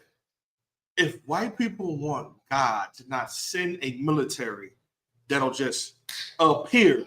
See, like, I think the problem is white people are looking for aliens to come from a different galaxy or something. Right. When, nigga, it's interdimensional. You understand? You got angels literally right here on another dimension in this room. Huh? How do you not think that they can be wherever the hell they want to be, whenever they want to be, how they want to be? They don't have to come from Orion. Who knows constellations? I know Ayar probably knows some constellations. DeBar, you know any constellations? Some star constellations? Not yet? All right, no sweat. He know his planets, though. You know your planets? You know them? Can you name the planets?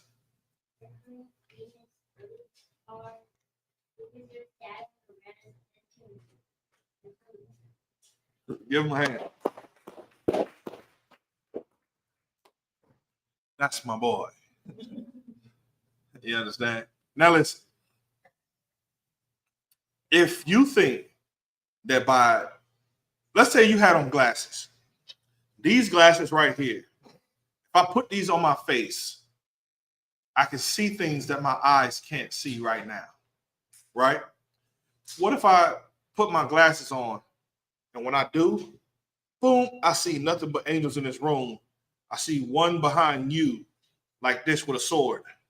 And then I see another one right here behind you like this with a sword trying to save you. And they're both struggling. One trying to kill you, one trying to keep you awake or alive. And then I take this off and I see nothing. That's the fourth dimension for you, You understand? Who's to say that there isn't a military already in the heavens right now, above the earth right now, that's there just waiting for their king to get off the throne, and they dress for battle right now? Who's to say that ain't even right now? While the white man is looking in Orion and Pleiades, you understand, all these different universes and all that, and they right here. And if they had them glasses and they look up and they go like this, they'll see 200 million unidentified flying objects. You understand? Right there, in battle formation, waiting for their king to get off his throne, or to get off, to leave the right hand of his father and get in that battle and bring the fight together. That's how quick this could happen. A dimension is it's like a rip in the time of fabric, or whatever, a fabric of time. Remember in the Bible when we was it's in the Maccabees where the people were in our temple. No devils was in our temple, and they tried to take all our treasures and walk out of there with. They brought a whole army in there trying to do it. And then while they was trying to do it, they was confronted. And then in the midst of everybody that was trying to stop them from doing it, a rip in space and time happened. And out of nowhere appeared an angel, notable in strength, dressed and to impress, out of nowhere, appeared out of nowhere in front of everybody. Imagine right now, there's nothing right there, and then a leg comes out of the you know what I'm saying? And you looking like, what the hell? And then another leg come out. Then the torso comes out, and then the arms, and then the head, and all of that, and then it closes up behind him. He's standing in the room and say, I know y'all think y'all finna take all the treasures of the Lord, but that's not happening. I'm about to beat your ass up. You understand? And get the whooping on them. That's what happened in the Bible. Right after that, or maybe it was maybe it's backwards how I'm saying it. And then after that, another angel appeared on horseback. Appeared on horseback right in front of them. That's you looking at the fabric of space. It's so fragile, yet it's so far away from us. The Lord allowed David a glimpse of that. Do y'all remember when David numbered the people and the Lord allowed him to see something that he wasn't supposed to see? He opened up his eyes, and then he can see in the fourth dimension.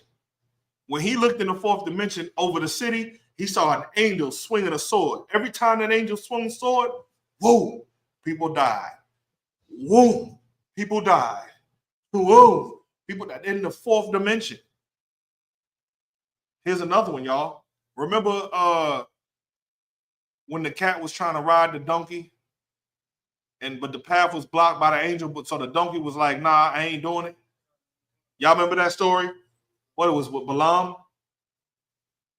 Yeah, with Balaam. And he kept kicking and hitting the donkey, trying to say, let's go, let's go. The donkey got tired of him hitting it, and the Lord opened the mouth of the donkey, and the donkey said, nigga, it's an angel right here. I'm not finna go. He's like, what? No, you gonna move. He said, nah, I'm not going. And then the Lord allowed him to see. Like, it's how quick it is. It can happen just like that. Bing, in a blink of an eye. Now you've seen something that you didn't think you're gonna see. If America was wise, they'd vote in a president that would move them towards them repenting for what they did, the evil that they did to Blacks, Hispanics, and Native Indians. But to them, they feel like they so far in. They think ICE is going to get rid of every Mexican here. They're not even, listen. Right. Let me tell you something. They're not even going to the niggas that running the gangs and selling all the drugs. They ain't messing with them. There's niggas over here now that I know that nigga, they ain't worried about ICE. ICE know they ain't worried about them. Because the moment ICE come try to run up on them, they finna give them cartel war in America. And America just really ain't got time to be fighting nobody that's gonna fight back. You know who they going to? They going to the hard-working farmers of our people out. They going to the sisters who got multiple children with a man who got over here illegally 25 years ago. He got his damn green card. He worked for it. He got his green card now. He's not illegal anymore. He got kids that were born here in America. You going for him. This brother has a truck and a trailer rock, and he's feeding a whole community of my beloved Hispanic brothers off of crumbs that you give them. Go ahead, I. Can I get a refill, please? I'm on the bar. It's heavy that you say that. Say at the slave, I dude. AG. I work with the dude from Thailand. So he got a green card here. Mm-hmm. You know, he told me he feel like he's living an American dream because he's a white woman. Yeah. I told him, like, look, he ain't experienced nothing yet with America. You know what I'm saying? You only been here for a short time. We've been here all our lives, man. America ain't some happy place. Right. You know what I'm saying? That everybody that live in other countries think they is, you know. I told him, shit, what you got is what we want. You know what I'm saying? You got your own country. You able to be around your own people. Yeah. Build your business. He told me he owned land over there. I'm like, then why are you here? Yeah, that's what I'm saying. I'm like, why are you here? You know, but it just, he ain't got to worry about ICE. Nah, he don't. He's an illegal immigrant.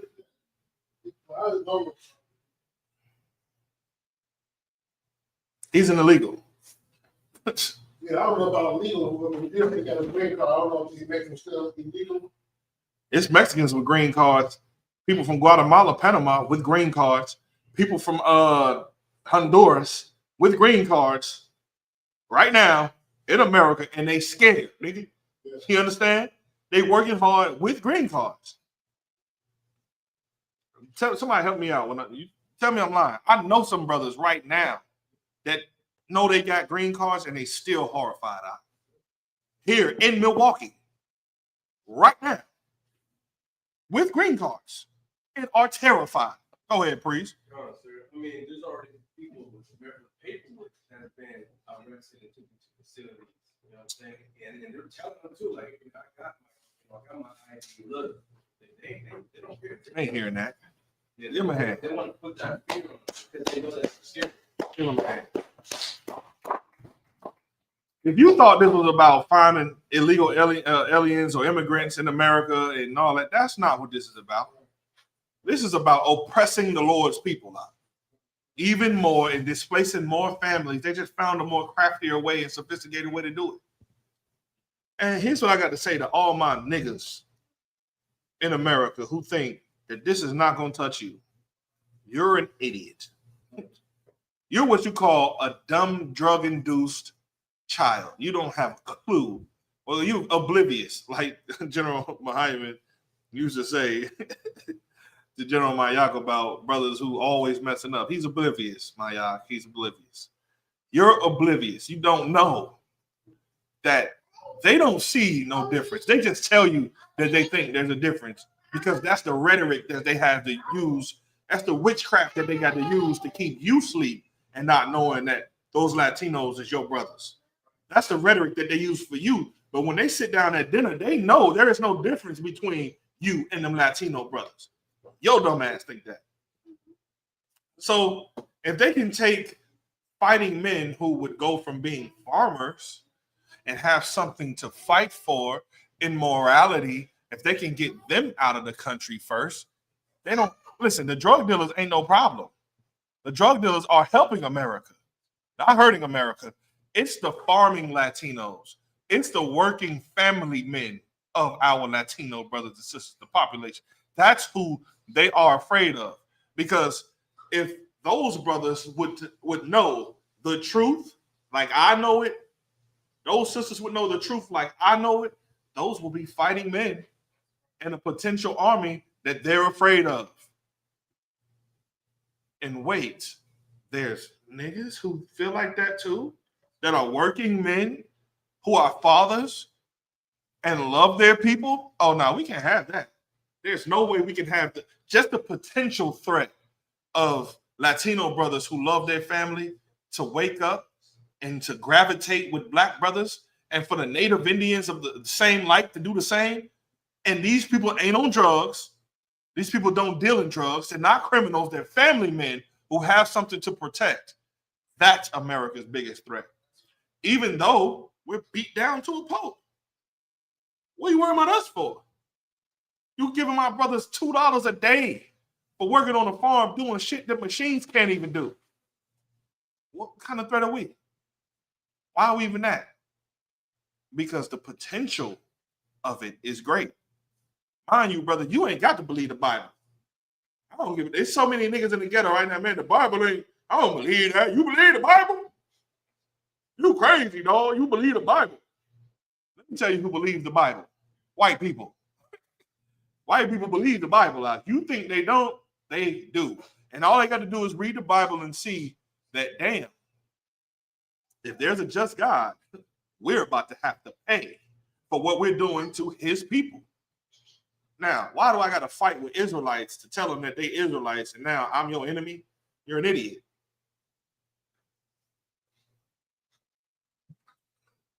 Go ahead. Stockholm syndrome and that brainwashing, people think that's not like powerful. It's really powerful. You know what I'm saying? To convince, like to have someone thinking that, you know what I'm saying, this person is better than my own people. These people are better than my own people. Yeah, that's hell of a brainwashing. The white people perfected it. Yeah, it's just crazy. And it goes back to the point what you were saying earlier one night that like what did we do to them? We ain't even do nothing. You can ask any white person, like, y'all racist, but what y'all racist for? And it's like me watching this video one night where it's a group of white people, they talk about white men fight back. White men fight back against what? You know what I'm saying? After the whole Charlie Kirk thing. I mean, you know what I'm saying? Ain't really nothing to fight about. You know what I'm saying? I got everything. Can I read something to y'all? Let me read something to y'all. A study on dogs. You want to hear this? Y'all be like out there in the world. I think y'all think that white people do experiments for no reason. Do y'all remember when there was a time of this boom that they was doing social experiments on social media to black people? Like they would go to the ghetto, they would send people to the ghetto, niggas to the ghetto and say, and go where the toughest people are and do some of the most craziest stuff that can get you killed. Like they'll go to East LA and be like, yeah, you thought about you, like on a block where people die. And then they run up on them, pull out guns. What you say? It's just a prank. It's just a prank. Y'all I've been watching that called Top Notch Idiots. Top notch idiots. What about the gold digger pranks? The gold digger pranks are another desensitizing tool that they use to get you on a spot that they need you to be at. The gay pranks, walking up to a man in the store, talking about some, oh, you look good. Yeah, what's going on with you, daddy? Blah, blah. They doing that. Or it's like this elevator prank where a cat will be going up the elevator at the same time a dude coming down the elevator with his fine ass wife, and then he'll reach over the elevator and grab her hand and be like, what's up, baby? And then he'll run down the elevator and be like, yeah, baby, in the man's face. Yeah, baby, you know what I'm saying? What's going on with you? And blah, blah, blah. Oh, this your girl? Oh, man, I just want to know if she can have friends. And then the dude, about to get his ass knocked out, he go, no, it's a prank. And then you go, okay, that shit won't work with me. I'm give a fuck if it's a prank or not. I'm about to prank too. That's how you prank. This how I prank. Brother, catch it on camera. I want you to catch this on camera. Play with me like that. I don't play like that. So if you ever see me and my rig going down the elevator, think twice. Think twice, because the moment you even reach over there and grab her hand, I'm on your ass. Fuck going down the elevator. I ain't even wait for the elevator. You gonna see a nigga 300 pounds leap over the elevator, get on your side, and smush your face into the escalator. It's over with, all right? Don't play like that. You can play with certain people, and then certain people you just can't play with. But they put that on the internet so that you can see that, and then nobody will be able to, oh, it's just a prank. It's just a prank. The more of us that say, oh, it's just a prank, it's just a prank, the more of us that do that, you're desensitized. If they can get more black men and Hispanic men to think, oh, man, he just kidding, man, it ain't that serious. Brother, that's egregious for you to play with a man's woman like that, for you to play with a man's sexuality like that, for you to play with a man's, just will to defend himself, and then go, oh, it's a prank. Oh, okay, all right. I bet. People that got killed behind them pranks before. That's what they're not telling you. And they don't tell you the real statistics because they don't want you to know. Just like with smoking weed, you know how many people die from smoking weed every year? They don't publicize that because they want you smoking weed. If they didn't want you to smoke weed, they'd make commercials like that opioid shit that they be doing because the white people. Opioid abuse. It affects so many people. You didn't care about that when Frankie Lyman was doing you know what I'm saying, dope. You didn't care about it then. Frankie Lyman was goody on heroin. You didn't care about it when Ray was doing it. When Ray was, yeah, hey baby, how you doing, baby? Tie this up for me, baby, right here, baby. No, hold on. Look, right there. Right there. You didn't give a fuck then, did you? Now, that wasn't an opioid problem for you. It was for us, and it devastated us, man. You know what you do instead? You make a movie called American Gangster and glorify it. That's what you do. But can we make a movie about Todd and Connor and Megan, Alyssa? Can we make a movie about them being strung out on opioids, blowing up high schools, cutting themselves, committing suicide? Can we make a movie about them on meth? Can we do that and glorify it and make it a staple? No, we don't do that. Instead, it's a social experiments are something that they've been doing. Now, there's something that they do in private experiments. Like you'll see them, experimenting on mice and on hamsters and all of the other kind of stuff that you would think is so mundane to even do. Like, why are you even doing this? I have no clue why you're doing this. They have a clue. They study animals and see how the effects work on animals, and then they try it on you. Why? Because they look at you still today as an animal. You're just an American animal. You're a good American house pet. America view you as a well-trained dog. Well, here's an experiment. Let me read this for y'all. Can I read it? A study on dogs in electric cages was a psychological experiment in the 60s by Martin Seligman and his colleagues that led to the theory of learned helplessness. Black people, Hispanics, and Native Indians, you suffer from learned helplessness. That's a psychological experiment done in the 60s. And they just made a real life size cage and put you in and then electrified you with drugs and everything. Listen to the experiment. You ready? It says dogs were subjected to inescapable electric shocks in a cage and over time stopped trying to escape even when an escape route was provided. That's you in America. That's blacks, Hispanics, and Native Indians. You have a way out. The laws, statutes, and commandments, and coming together and coming back to morality, coming back to belief in your God and your culture and your king. That's your way out. It's the best way out. But they don't want to hear this. They suffer from learned helplessness. There's nothing we can do. There's nothing. You ever heard a brother, you tell a brother about the truth and they say, but man, how we gonna beat them? We can't do that. My biggest example was one of your stupid ass leaders named Jesse Jackson, priest and officer of 5,000, Quinaya. I'll give him a hand. Of Minnesota under Quadash. Under Quadash Zion, he was at an event where Jesse Jackson was at. And he pushed up on Jesse Jackson and pressed him about real answers for black people during the time when our brother Philando Castile was absolutely gunned down and unalive, unlawfully and unjustly in his car in front of his wife and child. Right. Y'all remember that? Quinaya Allah asked him, Priest Quinaya Allah asked him in the Israelite school UPK, you got the answers?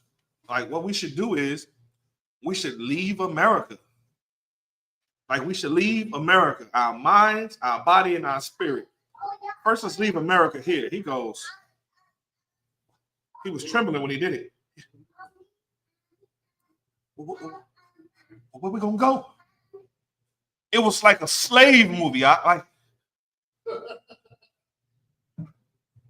Master gonna catch you. You want us to run away? Where we gonna go? Yeah. Yo, if you take a slave movie and you take that clip and you put it together, it's nothing different about it. It's the same damn thing. Here I am. I come from a family of runaways. People who was a part of the Underground Railroad. And it seems that me and one of my brothers are the only niggas in this family that are trying to steal free slaves today. And all the other niggas in my family have become watered down suckers who love America, my father included. Now, I talk to my father a lot, my brother included. I talk to my brother all the time, my cousin included. Don't talk to him a lot. He won't have a conversation with me because he's too effeminate. He's too emotional. And he thinks, I guess, that he can whoop me or something. I don't know. No, I'm too out. My objective is not to fight my family physically. It's to re-educate them about what lineage they come from. America wants to push a narrative that Harriet Tubman loved America. Do you understand what we're talking about here? If Harriet Tubman loved America, why the hell did she run away from the Brodus plantation in Virginia? Why did she run away if she loved America? Don't get it twisted. There are some good white people out here in America. They kiss our boots all the time. Right. Give the Lord a hand about that.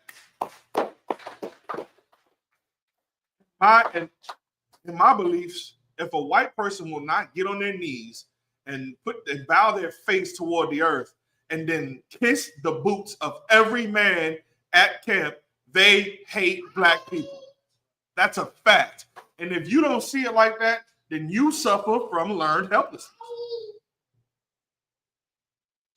That's you. And check this out.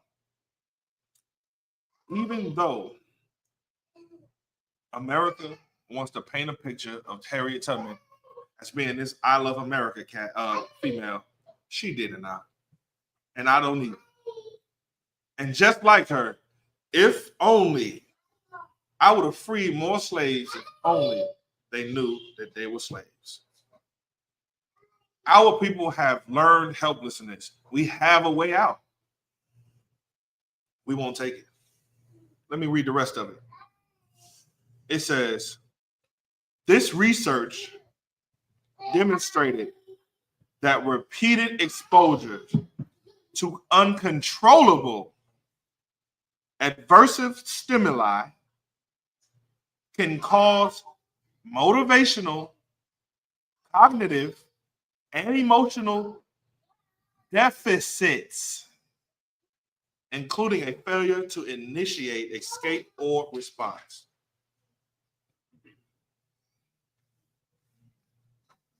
Let me ask you a question. Why won't my Latino brothers just get the fuck out of America and leave, seeing that this is what the hell is happening in America? You ran into America and you thought that this was going to be the land of milk and honey. Well, let a nigga who picked cotton here for many generations tell you how much of a fucking hell America is, my brother. I wouldn't be here if I had a choice. I don't have a choice. And when I say I mean me and my entire people. We don't have a choice. My tribe does not have a choice. And I know some of you brothers and sisters don't either. But collectively, we do. We have a choice. Because we can remove our soul, our money, our energy, our time, our life, our love from America. Band together as a people. And let me help you understand what they would never do. They would never come and get us if we were together. We are the only protection that we have for each other under the Lord's law. That's it. Somebody help him, please. Somebody help this guy, this little guy. Before I have ZQ put him out of the class. ZQ, this brother is disrupting class. Among a bar, I need you to stand behind him. Help him out. You got to go, brother. Bye. Bye, man. You got to go. You got to leave the class. You try it again later, okay? All right. No sweat. Thank you. You want your mama? Yeah. Go to your mama then. Man. Go to your mom. He like, I'm going to my sister. You go to your mama. You're the Lord of hands. New generation. Right now, he don't give a damn about what we talk about in this class. I pray that one day this brother becomes one of the most hardcore soldiers that Christ can ever have. I pray. I pray that for my sons and your sons.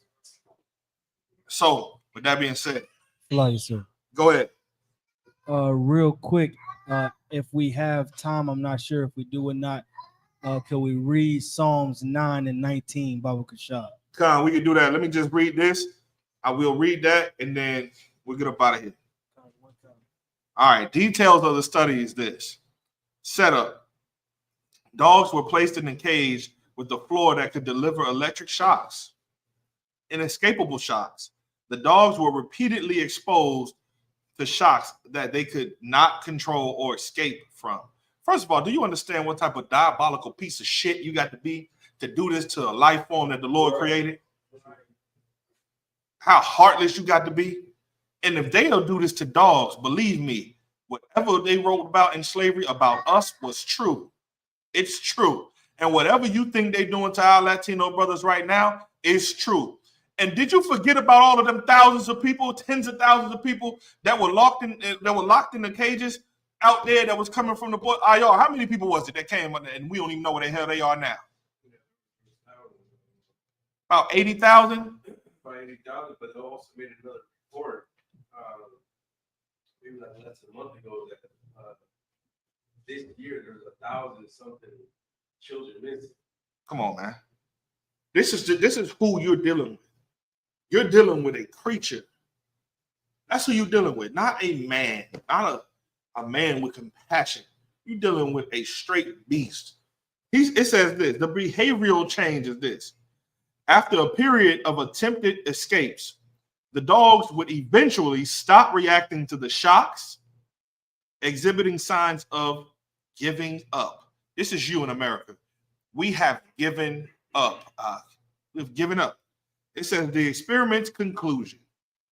When the door of the cage was open and escape became possible, the dogs that had previously experienced inescapable shocks failed to escape. Now, here we go. Listen to this. Learned helplessness. This phenomenon observed in the experiment is known as learned helplessness. It describes a state where an organism learns that its actions have no effect on the outcome, leading to a cessation of effort to control, a cessation of effort to control or escape an adverse situation. Motivational deficit. The dogs lost motivation to try and change the situation. Cognitive deficit. They were unable to learn and adapt to a new situation where escape was possible. Emotional deficit. The experience caused signs of depression and stress. What do we suffer from today in America? Every Black, Hispanic, and Native Indian has PTSD. You're born with it. Why? They did experiments on you. You forgot? Now listen to this. Modern implications. The concept learned helplessness derives from the studies is now understood to apply in other contexts, such as the use of electronic shock collars.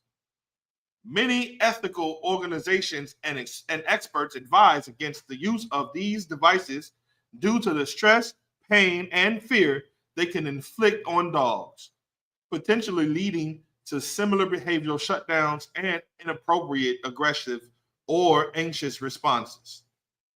Now, let me ask you a question.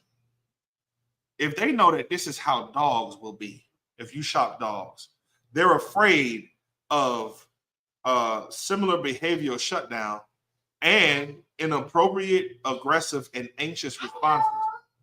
What do you think they think about you? They know that after a while, if they keep on doing this to you, eventually you'll have one of those inappropriate, aggressive responses or anxious responses. And you want to know what anxious people do? They hurt people. But guess what? We're the dogs that turned on other dogs. We're the race that turns on our own race. We don't see our enemy. And we feel helpless. And we were taught that through Christianity and the opposite of the Day of Atonement. You learn every day is a day of indulgence. That's what you think. Every day I got to get up and I got to eat my fill. I got to drink my fill. And I got to stop other niggas from eating. Because if I don't, I ain't going to have enough to eat. That's the opposite of the Day of Atonement. The Day of Atonement is about afflicting your soul so that others can live. That's what the Day of Atonement was about. That's why that chicken tastes so damn good. That's why them fries were great. That coleslaw was from heaven. I'm still sipping on some of this pop, some of this pop.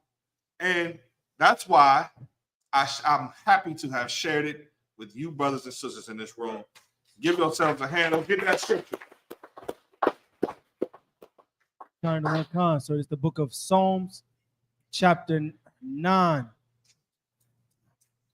verse 19. Arise, O Lord, let not man prevail.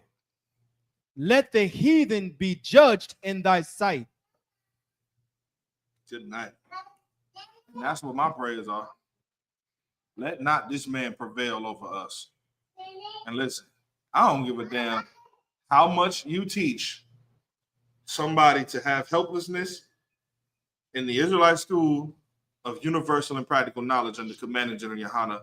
We teach Black, Hispanic, and Native Indian men to have a sense of helping yourself. It's called being free. Education is the key, Akim.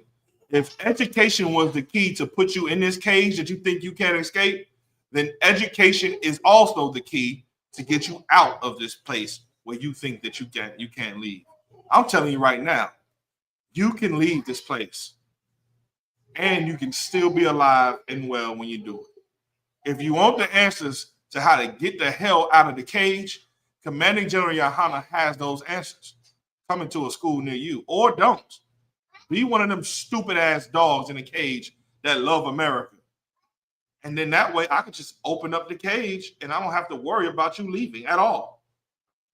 Let me tell you something I don't have at home. I don't have a dumb dog at home.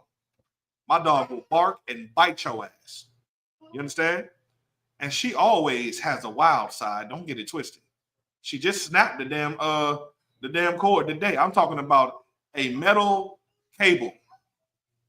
Snapped it today because she wants to be free out of that backyard. Here's one thing about that dog that she'll always do. No matter how free she gets and how much she gets to go wrong, she's coming back home. And that's you. That's you in America. No matter how free you think you are, you end up celebrating birthdays anyway. No matter how free you think you are, you end up celebrating Christmas like a good old dog. What else you do? Halloween. That's what's coming next? Halloween. Ooh wee. Watch how many niggas die every year in Halloween. At this point, you can't be surprised. Let me tell you the biggest monster out there besides the white man to our race. You ready? It's gonna hurt. I know it's gonna hurt. You can read my mind for me. Sis? And wrong answer. Anybody else? Who's the biggest Halloween creature to the black race besides the white man? And this person, this type of person was created in the white man's laboratory. Law and go ahead. Salakia. Black woman? The black and Hispanic woman is absolutely the number one. I'm trying to help you out. The black and Hispanic women who are not under the tutelage of Commanding General Yohana have turned into Igor. Yes. Not you sisters in here. Y'all are the best ever to walk the planet Earth. The best ever. I'm talking about the absolute best. Ain't that right, DeBar? That's right. But brother, the number one unaliver of black people in the year 2024 was not white people. It was not drug overdoses. It wasn't fentanyl. It wasn't even COVID. Hell, it wasn't black on black crime. It wasn't the YNs. Why you demonizing the fucking YNs? Why you demonize the young men? Let's talk about these young ladies who get knocked up and go to the fucking abortion clinic every single. They got bodies. You thought King Von was a serial killer? Nigga, please. His sisters right now, 28 years old, been getting abortions every year since they were the age of 17. 2 or 3 of them, motherfuckers, in 1 year. 28 bodies of their own. Their own children. 28 bodies. Can somebody give me the numbers before we close this class out on how many abortions were done in the black community in the year 2024?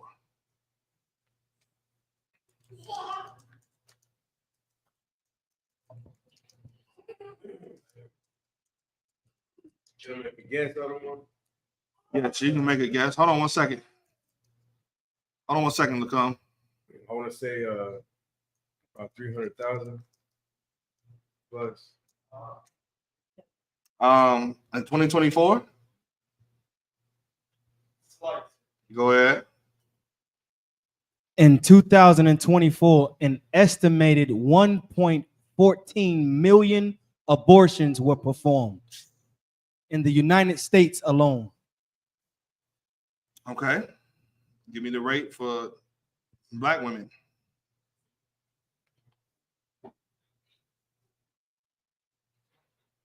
Out of that, Black women had a disproportionately high rate in abortion in 2024, while Hispanic women had a higher rate than that of white women. In 2024, Black women reported a higher lifetime rate of abortions, 21% compared to white women, 11%. The Hispanics also had a higher reported rate. These figures reflect the higher rates of unintended pregnancies, often in blah, blah, blah, whatever. Underlying causes, comprehensive lag, disparities, abortion color, blah, blah, blah, blah, reported legal abortion, racial change. Let's see what this is.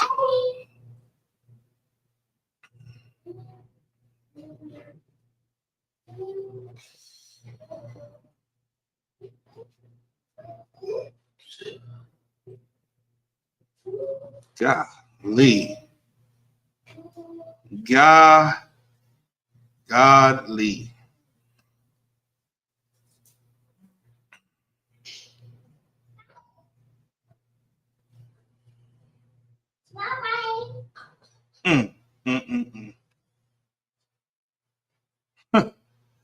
Looking at abortion rates among these ages, 15 and 44, there were 28.6 abortions per 1,000 non-Hispanic Black women in 2021, 12.3 abortions per 1,000 Hispanic women. Good night. This is insane.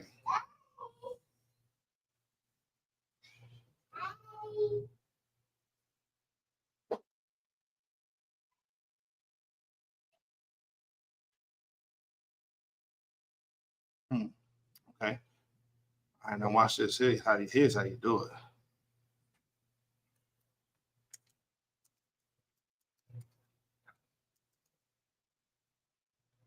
You said 1 point how much? 1.14 million, sir.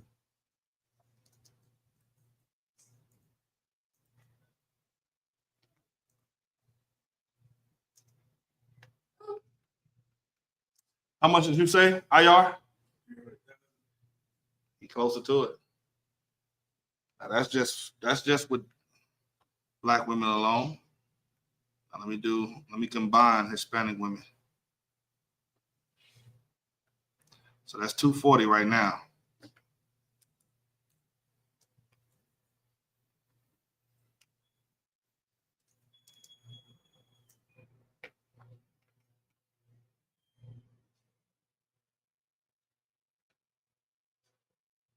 Oh my goodness.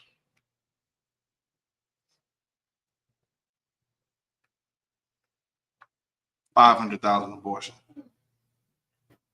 500,000 abortions last year, according to the numbers they gave. 19% of 1.14 million is 2016, 216,000. And then with Blacks, it's 240,000. You combine those, you got 457,000 abortions and 600.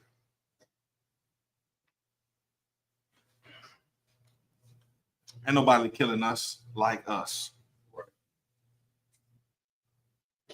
Let me tell you something. Anybody has the right to correct Black women and Hispanic women. It's obviously the Black and Hispanic man. That's right. So nobody better ever say shit to me about what the hell we say and do when it comes to teaching our women how to not be monsters from the Black Lagoon. With that, pass the class over to Precinct Officer Zaquan.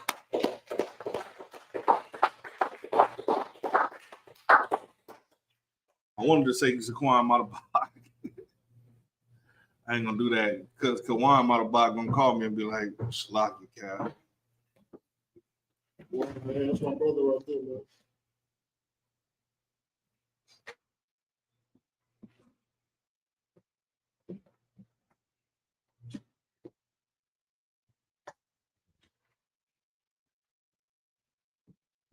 This is the Isupk security announcements. We are the ISUPK, start out at 1 West 125th Street, Harlem, New York. Let me skip that. Get over the time. Before we close out, stay tuned next week. Monday, we're going to have Captain 10,000 Kapash coming to teach, what's that, Matthew breakdown? What, Matthew 16? He coming in the flesh? Oh, no, I got to call him. I got to call him. That's cold. That's cold-blooded. So, yeah, stay tuned for that. And then also, we got what's that? The Tabernacle? Yeah, the day, Feast of Tabernacle, which is the 5th, October 5th. All right, with that, men of Israel, Madia, stand.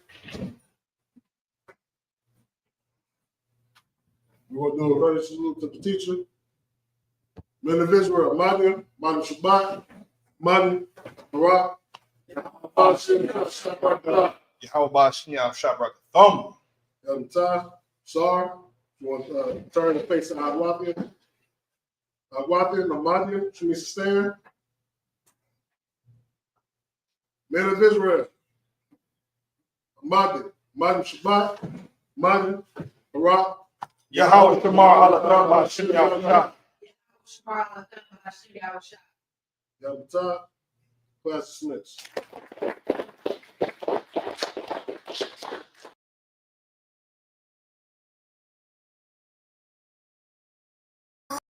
Ooh, 27 Club. All right, gang, let's really nail it this time. Here we go. A 1, a 2, a 1, 2, 3, 4. Been in this shit for some years, I ain't never left. Nigga try to save his life like he's scared of death. I got Hellstar on my body, bitch, I'm heaven sent. Hey, this UPK ain't nothing, we on fellowship. Been in this shit for some years, I ain't never left. Nigga try to save his life like he's scared of death. I got Hellstar on my body, bitch, I'm heaven sent. Hey, this UPK ain't nothing, we on fellowship. Florida Lee on my top, this a Saints hat. This the third can't be been in, he a J-Cat. Nigga tryna steal the sauce, yeah, I hate that. But I ain't make the rules, I can't change that.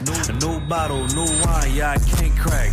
Look, flag on the play, they grabbing face masks. Niggas always saving hoes, where your cape at? The only killer that you know without no face tag. Hell yeah, my bitch bad, Proverbs 31, yeah, this is